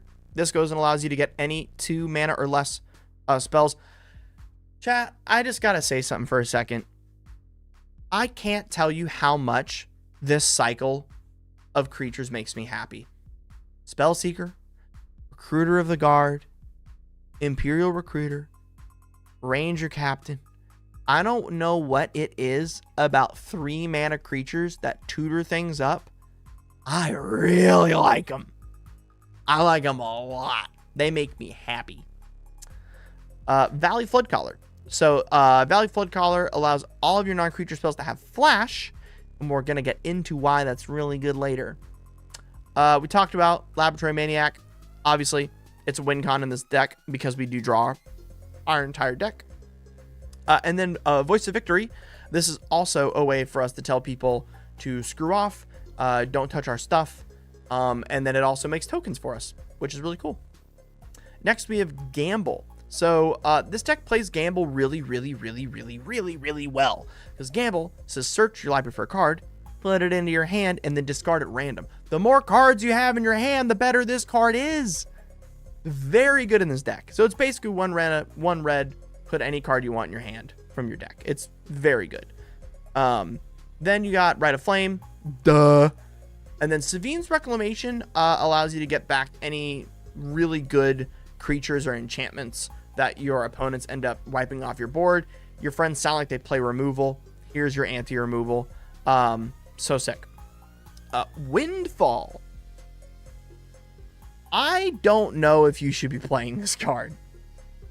But in this deck, you're going to have like 20 cards in hand. And then if you do Windfall, everyone's also going to draw 20. But you know what Windfall is? It's fun. And that's what matters. And that's why I put it in the deck. So you enjoy yourself. Next up, we have our Counterspell Suite. So I gave you Offer You Can't Refuse, Deflecting Swat, Fierce Guardianship, Flusterstorm, Force of Will, Force of Negation, Misdirection, Mental Misstep, Muddle the Mixture, Pact of Negation, Swan Song, and Spell Pierce. So that's your counterspell suite. You're pretty heavy on counterspells. And the reason you're heavy on counterspells is this deck wins in the long run. You are going to draw so many cards in this list that you want the game to go long. The longer, the better. And yeah, Narset with Windfall, no one else draws cards and you do. You told me to be mean. I put it in. Boom. Next, I also put in Commandeer. You may not know this card. If you don't, you should. You remove 2 blue cards from your hand and out of the game. There's a lot of blue in this deck. I wouldn't have put Commandeer in this deck if you didn't have a bunch of blue. So this is really helpful.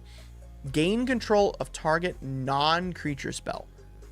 Dude, take your friend's Smothering Tithe, Adnaz, Rhystic Study, and whatever other bowl they're throwing your way. Just go yoink. That's mine. One of the best things you can do. It's amazing. Next up, we have Cyclonic Rift. So I know, you're like, oh, cool. Cyclonic Rift. Wow, Def Cat, what a card. Come here. Y'all, you make so much mana in this deck. You make so much freaking mana. Archmage gives all of your creatures vigilance and +X/+O. If we wipe the board after we gained like 5 life at the beginning of our turn, and then all of our monks, advisors, and artificers have the +5, we can probably swing in and win. Kind of good. And with that, I would like to mention our last creature, Elsha of the Infinite. We can look at the top card at any time, and then you may cast the top card, and as though it has Flash. So it is a very good card that also has Prowess. So also a good attacker. We did put the Brain Freeze combo in this deck because you said your friends sometimes play CDH. So you're going to be running Brain Freeze to go infinite with Underworld Breach. For those of you who are unfamiliar with this combo, you play Underworld Breach. It says for each non-land card in your graveyard, escape. The escape cost is equal to whatever the card's cost is. So like if it's Talisman of Progress, you pay 2 mana and then you exile 3 cards. So you cast Lion's Eye Diamond. You discard your hand with Lion's Eye Diamond. So now your graveyard is filled with at least 7 or 8 cards. Lion's Eye Diamond makes you 3 mana. You cast Brain Freeze, putting 3 more cards in your graveyard for every spell cast this turn. This allows you to fill your graveyard with your whole library, have access to every card in your library via the Underworld Breach, and then infinitely cast the Brain Freeze from your graveyard and hit all of your opponents. And then when they go to their turn, they'll have no library. They attempt to draw a card. You win the game. So your friends play CDH. You got to have that in there. Super important. Other than that, some protection, silence, instant removal, Swords of Plowshares. The artifacts are really nothing to talk about. They're a bunch of mana. The only important one that's in here is Dramatic Reversal and Grinding Station. So, Dramatic Reversal, when it enters the battlefield, you imprint a card onto it. You're going to be imprinting Dramatic Reversal. So, Isochron Scepter, when it enters, imprint Dramatic Reversal on it. And you can now infinitely tap and untap your Isochron Scepter as long as you have at least 2 mana being made by artifacts that you control. Very easy. Yep. And then we also get to play Grinding Station, which does the same thing that Brain Freeze does until you find Brain Freeze, and then you want to cast Brain Freeze instead. So, some more fun things, because you also wanted this deck to be haha funny rude. We have a Hear Me Out. Sorry, Shaman's Trance. Shaman's Trance.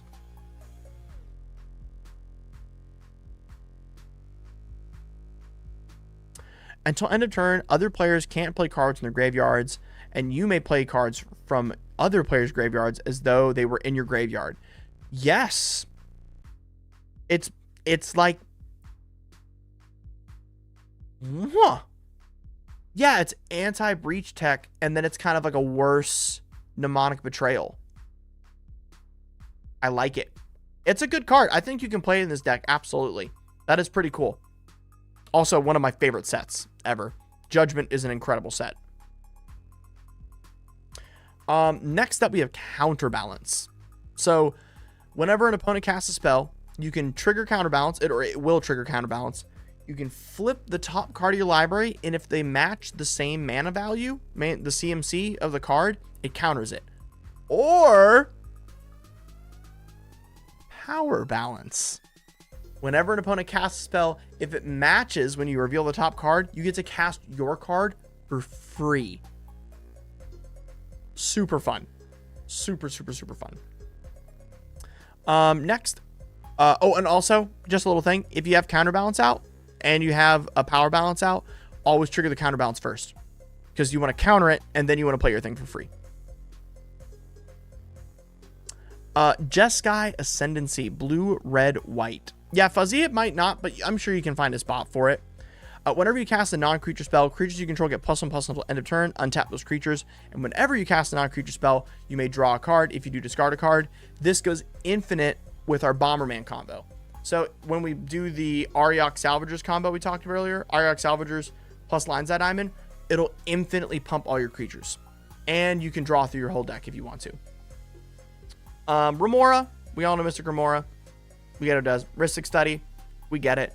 Smothering Tithe, Trouble in Pairs, these are all just draw engines in your enchantment section. They're all super important, and Trouble in Pairs is really good because it makes sure your friends can't take a bunch of pesky extra turns. Lit. Yeah.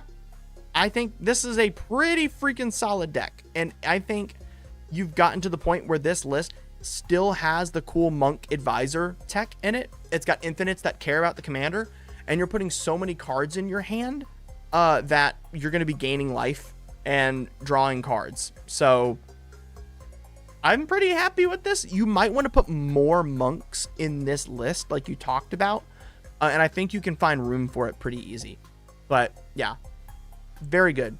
Ooh, Justin, yes. Shaman's Trance would be sick in Kefka. Play that, play Mnemonic Betrayal and Shaman's Trance in that. That's actually a sick card. Totally agree. Guys, it is time for deck number 2. How do we feel about the Archimandrite deck? How do we feel about it? I'm feeling pretty solid about it. I liked it. I liked it a lot. Ooh. The sleeves? The sleeves. Oh, like my armpits? My sweat? Oh, yeah.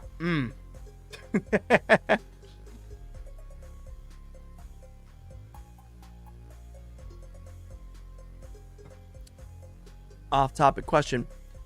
What's your favorite decks in the other formats? My favorite deck in Modern ever was Lurrus Shadow. What's up, Zombie? How you doing? Look at Def Chat? What? Oh, you got your custom sleeves in. Oh, that's sick. Let's show everybody your custom sleeves. Y'all got to see this. Hold on.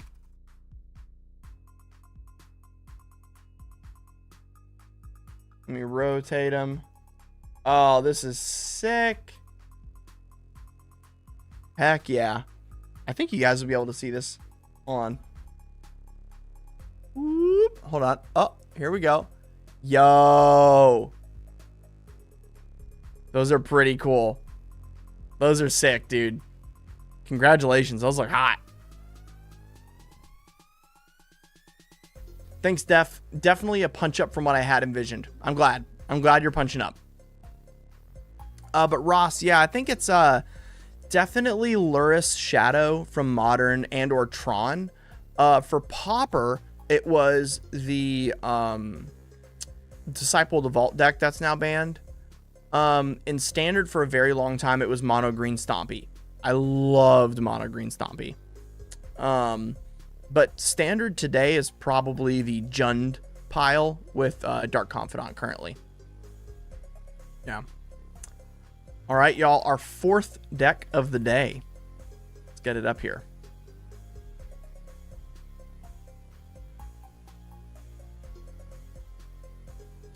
Is for, I think they're in the chat. It's for Sir Trekkie. Let's get into it. So, Sir Trekkie asked me for the new Wooburg Infinite Guideline Station. They have no budget, and they asked me for a CDH Infinite Guideline Station for the new Edge of Eternity set. So, I've been brewing it for a while, but I was just going to share what I was thinking, and you can solve Fix the Deck concept into being a real CDH list. Basically, the concept I see is that IGS is creating tokens for big mana guys cradle taps, but I also saw ways to abuse the commander with Leyline Guild Pact, Intruder Alarm, Grinding Station, Time Sieve, etc. I have also seen different VODs, and it is going to be a fun deck to try. Trying to use some of its multicolor permanents that are already great in CDH.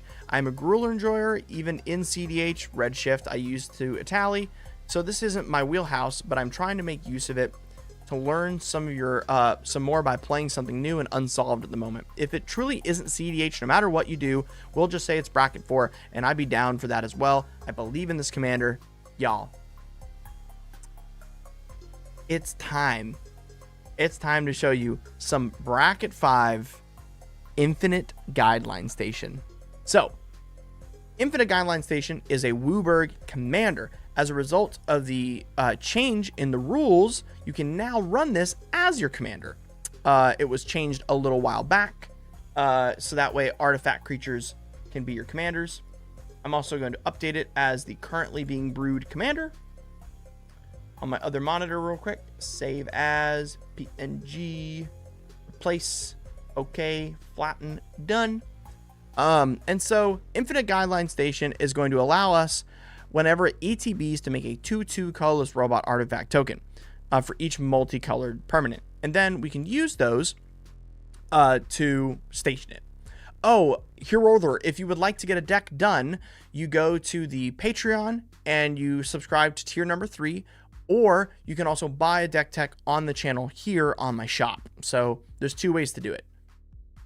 And then once you've signed up on Patreon, I'm actually going to be offering discounted extra deck techs to all patrons. So if you are subscribed to the tier 3 for these videos, I will also give you discounted extra decks per month starting next week. Yep. So I heard you about making it a Gaia's Cradle deck. 100% this deck abuses Gaia's Cradle in it. Definitely did that for you. But I did a little more. I decided one of the best things that you can do in this is station it early and get in for drawing. So I did deep research on every best multicolor CDH card, and I think this is upper bracket 4 instead of CDH for 2 reasons. I think genuinely this deck would be more fun at bracket 4 if you took out Thassa's Oracle and you just took out Underworld Breach, take out the super slim win cons, like take these out, and then just go all in on the multicolored portion of this. I think you'd have more fun. But as said, you wanted CDH, so I made it. Ross, by the way, I'm the dude from Magic on Vegas with the Ashaya deck. Yo, what's up, Ross? Yeah, absolutely. Your wife made you those custom mats in the cup. That was sick. Yes. Well, welcome back to the stream, Ross. Glad to see you again. Our first card is Ashiok Dream Render. So, spells and abilities your opponents control cannot cause their controller to search their libraries. This card stops people from fetching. And you're going to have a ton of blockers with the commander. So you put this down early game. Most people don't have any attackers until then. So that's really good. And if you want, if anyone ever top deck tutors and it's still your turn, you can -1 and get it out the top of their library if they've already top deck tutored before you casted Ashiok. So super helpful there. After that, we are playing Teferi Time Raveler as a way to stop people from casting spells on a turn. He's basically a silencing effect, and he's a multicolor permanent. We have Tyvar, Jubilant Brawler. So Tyvar is going to give our mana dorks in this list haste, which is really great. And then it'll allow us to untap them twice, which is fantastic. So super busted card in this deck. Next, we have Crom. Look, Crom's still good, even if it's not in the command zone. Drawing a card anytime anyone casts 2 spells, or an opponent casts 2 spells, is very strong. I would definitely still play Crom. And then, again, multicolored permanent. And he's a 4/4, so he'll help station as well. And he's got flying haste, so you can start beating people, go to Crombat, you know.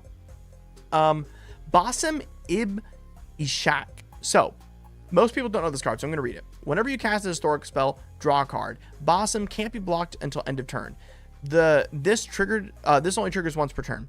So, every time you cast an artifact spell, you get to draw a card with this. Pretty good, right? And whenever Basim deals combat to a player, you put a +1/+1 counter on it.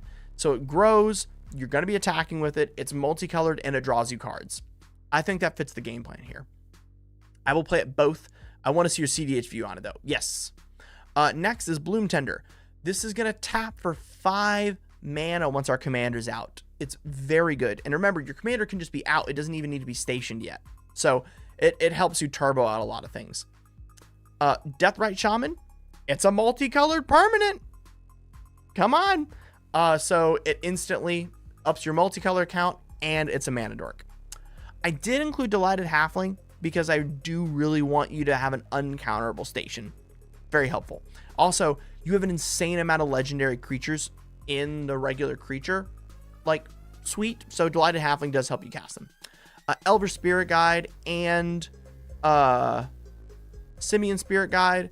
That way you can get your commander out faster. It's 2 pips off of an already Wooburg commander, meaning like turn 1, if you play like land, and then turn 2 you have like another land, Simian, Elvish, and a Lotus Petal.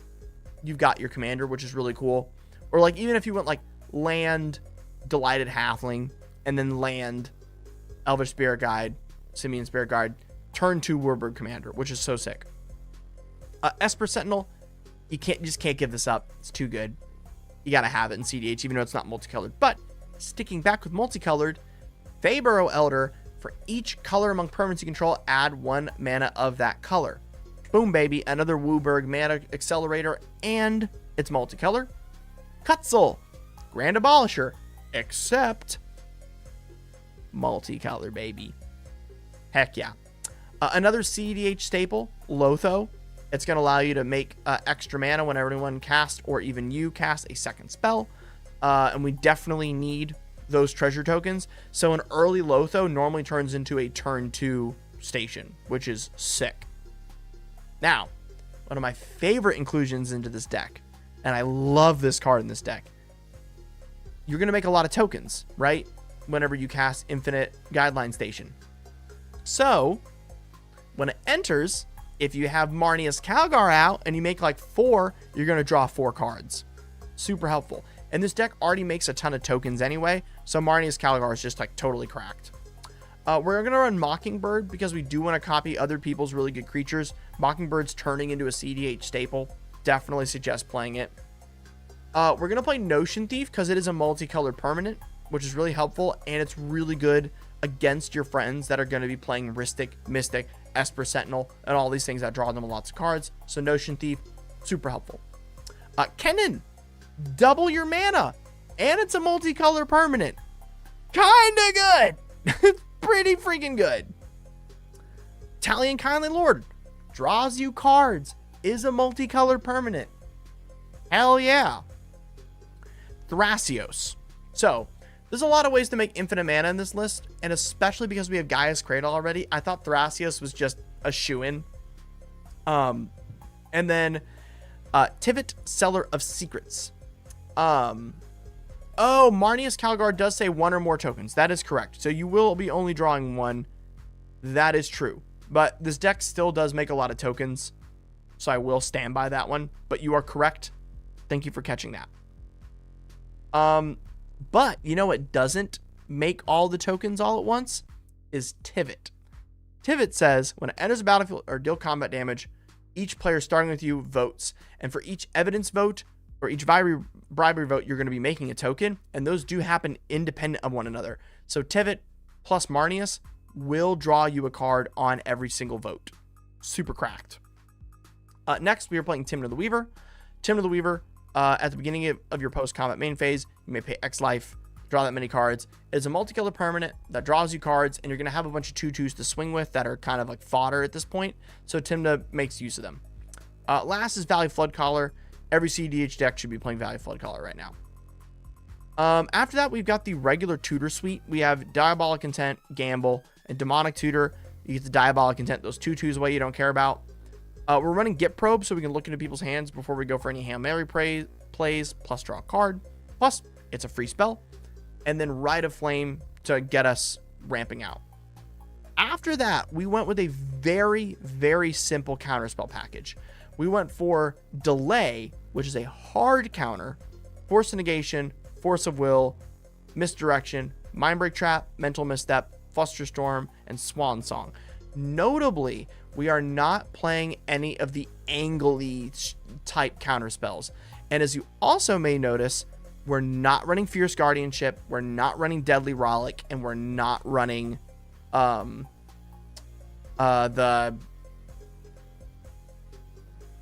Deflecting Swat, because our commander's not gonna come out fast. And so it's good to not waste those spells by having them in our hands for the first 3 or 4 turns where we're not casting our commander.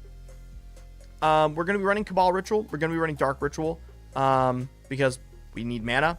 And we got Tainted Pact for the Thassa's combo and Vampiric Tutor to get, again, another tutor.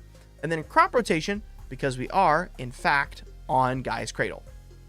Our artifacts, super normal, except we are running almost every... we're running every Talisman because we need the pips really bad. And then we're running Time Sieve. Like I said before, we're making a lot of tokens in this deck. So Time Sieve can give us so many extra turns, draw so many extra cards as a result. Plus, we're already playing Tivit. Like, so boom. 2-card combo. After that, I opted for something a little weird. Exploration. You need a lot of pips in this deck. So, I was thinking, what better way to get you more pips than Exploration? Kind of helpful. And I'm running 35 lands, so it's a high land count because we can't miss a land drop in this deck. That would be terrible. This deck is so mana pip intensive, so it's gonna be really helpful. After that, regular Mystic, Smothering Tithe, Underworld Breach. So this was a fast deck to go through, so I do want to play test you real quick, and I want to show you how good of a starting hand this deck can have. It's crazy. The only thing you have to look out for is, of course, finding the correct mana. That is one of the biggest things you need to make sure of. So let's zoom out here just a little bit. So the starting hand only has 1 land. Not okay with that. So we're gonna mulligan to our second 7. We got 3 lands. We have a Ristic Study and a Cabal Ritual and a Bloom Tender. This is a very good hand. We can keep this. So we're gonna do the Gemstone early, and we're gonna pitch the Cabal Ritual because we don't need it. Turn 1, we draw. We're gonna go Bayou into our Bloom Tender. Next turn, Volcanic Island, tap, Felwar, tap, Ristic Study. Already, turn 3, we've got a draw engine on board. We've got something that's going to make us 5 mana next turn when we cast our commander. And we have Counterspell.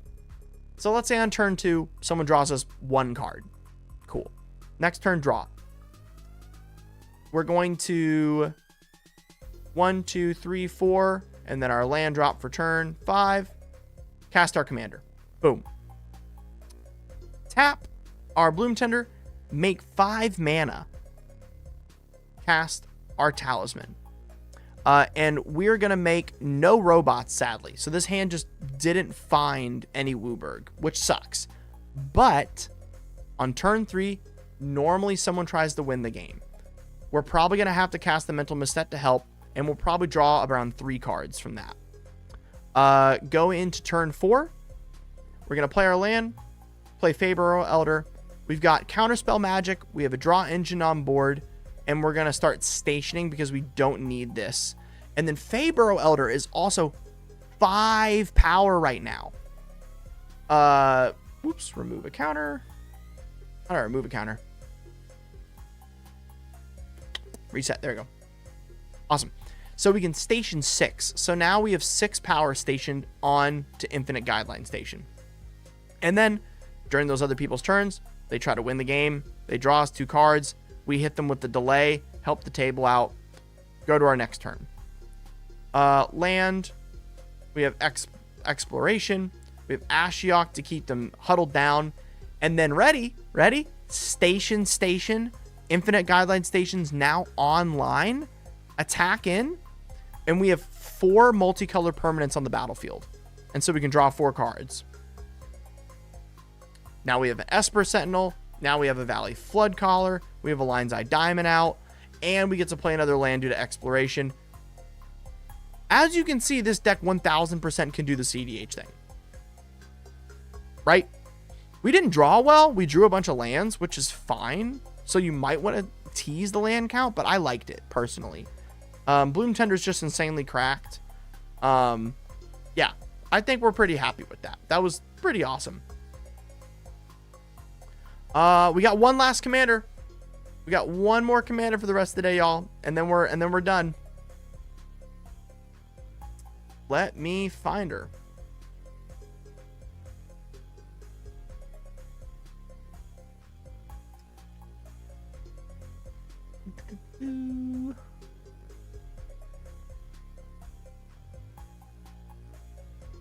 How's everyone thinking so far? We enjoyed that? That was pretty fun.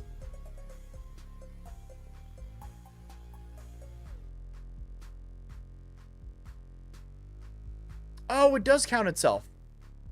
Awesome. I didn't even think about that. So sick. We did have a robot to station. Pretty good. Pretty dang good.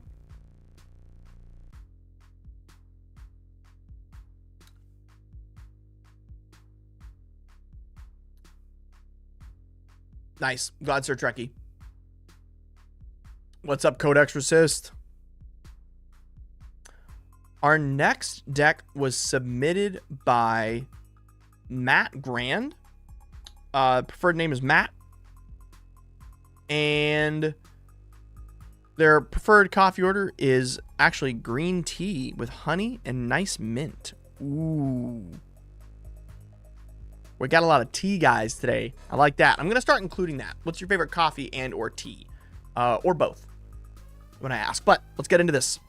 So this is a bracket 4 list I was been asked, and it's someone's pet deck. So I'm very excited to show you guys this deck. And not only that, my favorite color combo, it's Esper. We're going to be doing the Celestial Toymaker. So a bit of context. My first EDH deck was the Aloro Precon. I love Esper. Eventually, I wanted a Storm Commander, and the Unesh Consecrate or Cryosphinx Sovereign got spoiled, and I told everyone that's going to be my Storm Commander. People laugh, but to this day, it's my most powerful and best deck. When playing that, I fell in love with Fact or Fiction type effects. Love that. Definitely need to make a deck like your Threat Assessment deck, but it'll be Abxander Jund. Ooh, I love that, Duke. It's a good idea. I quit Magic for a few years, but now I'm back, and I found the Celestial Toymaker, which means it's exactly what I want out of a deck. Mechanically, it feels like it was made for me. The moment it came out into universe, or the moment a Universe Within version comes out, I will be getting the fanciest copy treatment. So I want the theme of the deck to be around playing games, activating second triggered ability with the Celestial Toymaker. If you can swing it, my first love was Unesh. So if it wouldn't bring the deck down too much, I'd like to keep that in. Maybe even if Unesh as a secondary commander, kind of brew secondary commander, kind of brew where you tutor for them and play a million small sphinxes. Love that. and go for that kind of stormy win con. We make kind of neat. But I understand if that's not what you find interesting in your process of deck building, I can build that bracket 3 deck on my own probably. I currently have a bracket 2 version of the deck if you want to lift cards from there. But also, one last thing, if you can make this deck bracket 5, do so. I just doubt the theme is good enough to fit there, so I will most likely be locked to bracket 4, which is fair. Y'all, I loved building this deck. I loved it. This was probably my favorite deck I got to build for this stream because it was such an unexplored area for me versus the other decks we've shown so far. I've done more stuff like that before, which is not a bad thing, but this was very new to me and I got to read a lot of new cards. So I think you guys are going to love reading this with me. So the Celestial Toymaker. Whenever the Celestial Toymaker attacks, look at the top 3 cards of your library. Exile any number of them face down in a pile, the rest in a face up pile. Defending player chooses one of those piles. Put the pile into your hand. At the beginning of each end step, each opponent loses 2 life for each spell or ability that caused one or more players to guess or to group permanents in a pile.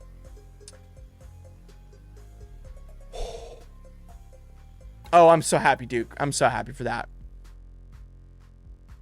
Guys, I need you to understand, I was not familiar with the game. I was not familiar with the Celestial Toymaker's game. Dude, there are so many effects like that in Magic. I figured out so many new cards, or so many cards that I already knew but just forgot the fact that they do this. Holy crap. It is a Storm Esper deck where you're constantly putting things in piles is what I made. So buckle up. This is a cool one. Jace, Architect of Thought. 2 colorless and 2 blue. Until your next turn, whenever creature and opponent would control attacks, it gets -1, -0, whatever. We care about the -2. Reveal the top 3 cards of your library. An opponent separates those cards into 2 piles. Put one into your hand and the other at the bottom of your library in any order. So we get to do that. But if we keep this thing around and we can defend it, for each player, search that player's library for a non-land card and exile it. Then that player shuffles. You may cast those cards without paying their mana cost. I don't know how. I don't know why. The first time I tested this deck for this patron, I ulted Jace. I don't know why. No one was playing a creature deck, and I was controlling the game so hard, I ended up doing this. So I took someone's Thassa's Oracle, and I took someone's Tainted Pact. Boom. I don't know. It just works. Next, we have Liliana of the Veil. For 1 colorless black. I didn't realize there were so many of these in the game. They're -6. Separate all permanents. Target player controls into 2 piles. Then player sacrifices one of the piles of the choice. Dude, that's so good. It's so good. Oh my gosh. And it's just a nasty card. And you constantly make each player discard a card. Very good. Very good. I had no idea that was the ultimate of this card. Archfiend of Depravity. Flying. At the beginning of each opponent's end step, that player chooses up to 2 creatures he or she controls, then sacrifices the rest. I've known this card for a long time. I love this card. It's very powerful. Very, very, very good card. Next, we have Atris, Oracle of Half-Truths. 2 colorless, blue-black menace. Whenever Atris, Oracle of Half-Truths, enters the battlefield, target opponent looks at the top 3 cards of your library and separates them into 2 piles. Bada bing, bada boom. And so there's other things to make sure this guy gets to re-ETB as well, so we get to reuse the effect. Burning Rune Demon. When Burning Rune Demon enters the battlefield, you may search for 2 cards not named Burning Rune Demon, and if you do reveal those cards, an opponent chooses one of them. Like, Demonic Tutor on a choice stick is so cool. Right, Fuzzy? This is cool. Curator of Destinies. This spell can't be countered. Flying from Foundations. Whenever this creature enters, look at the top card of your library and separate them into 2 piles. Face up and 1 face down. An opponent chooses one of those piles and put that pile into your hand and the other into your graveyard. I love this card, dude. I love it. I always put the good card face up. always, and they always give me the face up card because they're worried about what's like face down. It's so funny. Esper Sentinel. Whenever an opponent casts their first non-creature spell each turn, draw a card. So why am I reading this as opposed to a normal deck, right? We all know what Esper Sentinel does. Let's take a look at something. So whenever Celestial Toymakers looks at the top 3 cards, exile any of them face down. So we're going to be doing this effect every turn, right? There's a lot of ways we want to copy our commander as a result, but we also want to copy a lot of the other face up effects. So Esper Sentinel often needs to get copied in order to be really good in a lot of these decks, and our deck actually runs a ton of them, and so that's why I highlight it. Like, copy spells make this just so cracked. Oh, also, we're still showing Infinite Guideline Creator. Let me Station. Let me fix that. Sorry. Let's fix that. Sorry about that. Bada bing, bada boom. Whoops. Save as PNG. There we go. Okay, good. Awesome. So, the other big thing that we like to do in this deck is Fate Spinner. So, at the beginning of each opponent's upkeep, that player chooses draw step, main phase, or combat phase. That player skips each instant of the chosen step or phase. This technically triggers the commander. That is so cool. It is so awesome. So Fate Spinner does trigger our commander and makes everyone lose 2 life. It's so cool, dude. It's so cool. Golem Scheming Guide. Again, another choice. An opponent guesses whether the top card of your library is the chosen card, and then reveal that card. If they guessed right, remove Golem from combat. Otherwise, you draw a card and Golem can't be blocked this turn. So it's a fun little guessing game, and it toys with people. Ha ha ha. Toy maker. Hee hee hee. Just Guy Infiltrator. Just Guy Infiltrator can't be blocked as long as you control no other creatures. And when it deals combat damage to a player, exile the top card of your library, and then shuffle that pile, and then manifest those cards. So you are putting in piles, like we talked about earlier. Master of Predicaments is another one where a lot of these creatures that do this effect do it on combat. So whenever you deal damage to people, you're often going to be putting a bunch of these pile effects on the stack. Make sure to choose them in the order you think will best benefit you, just as a heads up. Oh, is it kitty time again? You coming up? You coming up, kitty? Hey, baby. Kitty time. Mwah. Kitty time. Say hi to everyone. Say hi to everyone, Vito.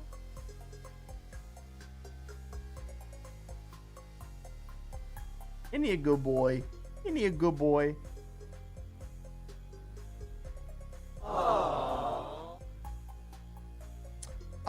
So Master of Predicaments, whenever a player guesses whether the card's converted mana cost is greater than 4, if the player guessed wrong, you may cast that card without paying its mana cost. So good. What's up, Heart? What's up, dude? So yeah, Master of Predicaments is awesome. And I know you love Sphinxes. I included a lot of Sphinxes in the deck for you, bro. Next is Sphinx of Clear Skies. Whenever Sphinx of Clear Skies deals combat damage to a player, reveal the top X cards of your library, where X is the number of basic land types among lands you control. It's going to be 3. And then an opponent separates his cards into 2 piles. Again, constantly smacking people for that too. Sphinx of Uthun. When Sphinx of Uthun enters the battlefield, reveal the top 5 cards of your library. An opponent separates his cards into 2 piles. Put 1 pile into your hand and the other in your graveyard. Guys, I don't know if you are keeping up. Our commander is going to trigger so many times. It's nuts. My favorite one is the 7th Doctor. Whenever the 7th Doctor attacks, choose a card in your hand. Defending player guesses whether the card's mana value is greater than the number of artifacts you control. If they guess wrong, you may cast it without paying its mana cost. Dude, I always get to cast anything for free that's less than the amount of artifacts I have. They always say more, just as a heads up. Super good. Tivit. You need to realize this. You're making them choose 4 times or 3 times. active, it triggers the commander 3 times. Yeah. Triumph of Saint Catherine. Whenever Triumph of Saint Catherine dies, exile it and the top 6 cards of your library in a face down pile. If you do, shuffle the pile, put it back on top of your library. Super good in this deck considering it's got miracle cost. It's so strong. Hey, buddy. Good boy. Second to last here, we have Unesh Cryosphinx Sovereign. It's 2 less to cast. It makes other Sphinx 2 less to cast. There's so many Sphinxes in the deck. Of course, we're playing it. And whenever another Sphinx enters the battlefield under your control, reveal the top 4 cards of your library and do the Sphinx things, baby. Let's go. And then, last but not least, Watchers of the Dead. Exile Watchers of the Dead. Each opponent chooses 2 cards in his hand or her graveyard and exiles the rest. So amazing. So amazing. Yeah. How are we feeling so far? It's pretty good. Pretty good. After that, Agadeem's Awakening. Obviously, we want to get back our creatures that die, and we have a very wide myriad of mana values for our creatures. And then we've got 2 more things that make piles: Brilliant Ultimatum and Boneyard Parlay. Boneyard Parlay says exile up to 5 cards from your graveyard. An opponent separates those cards into 2 piles, and then put all cards from the pile of your choice onto the battlefield under your control. Super good. Brilliant Ultimatum. Review the top 5 cards of your library from the game. An opponent separates those cards into 2 piles. You may play any number of those cards without paying their mana cost. Yeah. Love this card. Love this card. We have Council's Judgment. Starting with you, each player votes for a non-land permanent you don't control. Exile each permanent with the most votes or tie for the most votes. Happens so often. It's so good. Death or Glory. Separate all creature cards in your graveyard into 2 face-up piles. Remove the pile of an opponent's choice from the game and return the other to play. Very good. Do or Die. A 2-mana way to activate this. Separate all creatures target player controls into 2 face-up piles. Destroy all creatures in the pile of the player's choice. They can't be regenerated. Really good card in this deck. Amiria's Call, again, it's just free for us to have as a land. Ghastly Conscriptions. So exile all creature cards from target player's graveyard in face down pile, shuffle that pile, and then manifest them. Again, triggers, steals things. What more can you ask? Make an example of each opponent separates your creatures. We get it. Separating creatures, exiling them. Same with Sadistic Shell Game. That's how this deck works. I think you guys are getting the point of it so far. So this deck has 37 ways to trigger the commander. What the hell? 37 piles. Yeah, it's insane. Next, we have Become Anonymous. Exile target non-token creature you own. Exile up to 2 cards from your library face down. And then you shuffle that pile. Debt to the Kami. It's choose 1. Target opponent exiles a creature they control. Or target opponent exiles an enchantment they control. More choices. Epiphany at the Drown Yard. Reveal top X+1 cards of your library and separate them into 2 piles. Need I say more? Put the piles in your hand and the other one into the graveyard. Fact or Fiction. Literally what the entire deck is based around. If you guys don't know Fact or Fiction, it's the OG version of this effect. Reveal the top 5 cards of your library. An opponent separates those cards into 2 piles, and you put one of those into your hand, the other one in the graveyard. We are obviously going to be running Gifts Ungiven and Intuition, because... Oh, wait, where's Intuition? What the hell? Intuition's supposed to be in here. And Intuition, because it, again, forces your opponents to put things into piles once you go get the cards. Super good. Fortune's Favor. Target opponent looks at the top 4 cards of your library and separates them face down. It's just like Fact or Fiction, except the biggest thing is you get to put 1 pile into your hand and in your graveyard. Wait, is it the exact same card? Oh, it's face down. That's the difference. It's the face down part, right? Next is hostile negotiations. Exile the top 3 cards of your library in a face down pile. Exile the top 3 cards of your library in another face down pile. Look at the cards in each pile, then turn a pile of your choice face up. An opponent chooses one of those piles. Put the pile in your hand, and then the other in your graveyard. You lose 3 life. Super fun card. This whole deck is just stupid fun. Stupid fun. Our next card is Intrude on the Mind. Reveal the top 5 cards of your library and separate them into 2 piles. An opponent chooses one of those piles and puts the pile into your hand. The other one goes in your graveyard, but you create a 0/0 colorless Thopter artifact creature token with flying, and then put +1/+1 counter on it for each card put into your graveyard this way. So it does make a nifty little blocker for us. After that, we have Kaya's Guile. It's a modal choosing card. Each opponent sacrifices a creature, exile all cards from an opponent's graveyard, create a 1/1 white and black spirit creature with flying, or you gain 4 life, and you can entwine it to choose all the modes. Malika Rebirth, it's an extra land, and it saves our commander. Sauron's Ransom, choose an opponent. They look at the top 4 cards of your library, and then you separate them into a face-down pile and a face-up pile. Put one pile into your hand and the other into your graveyard, and then the ring tempts you. So, the biggest portion of this card is a face-up pile.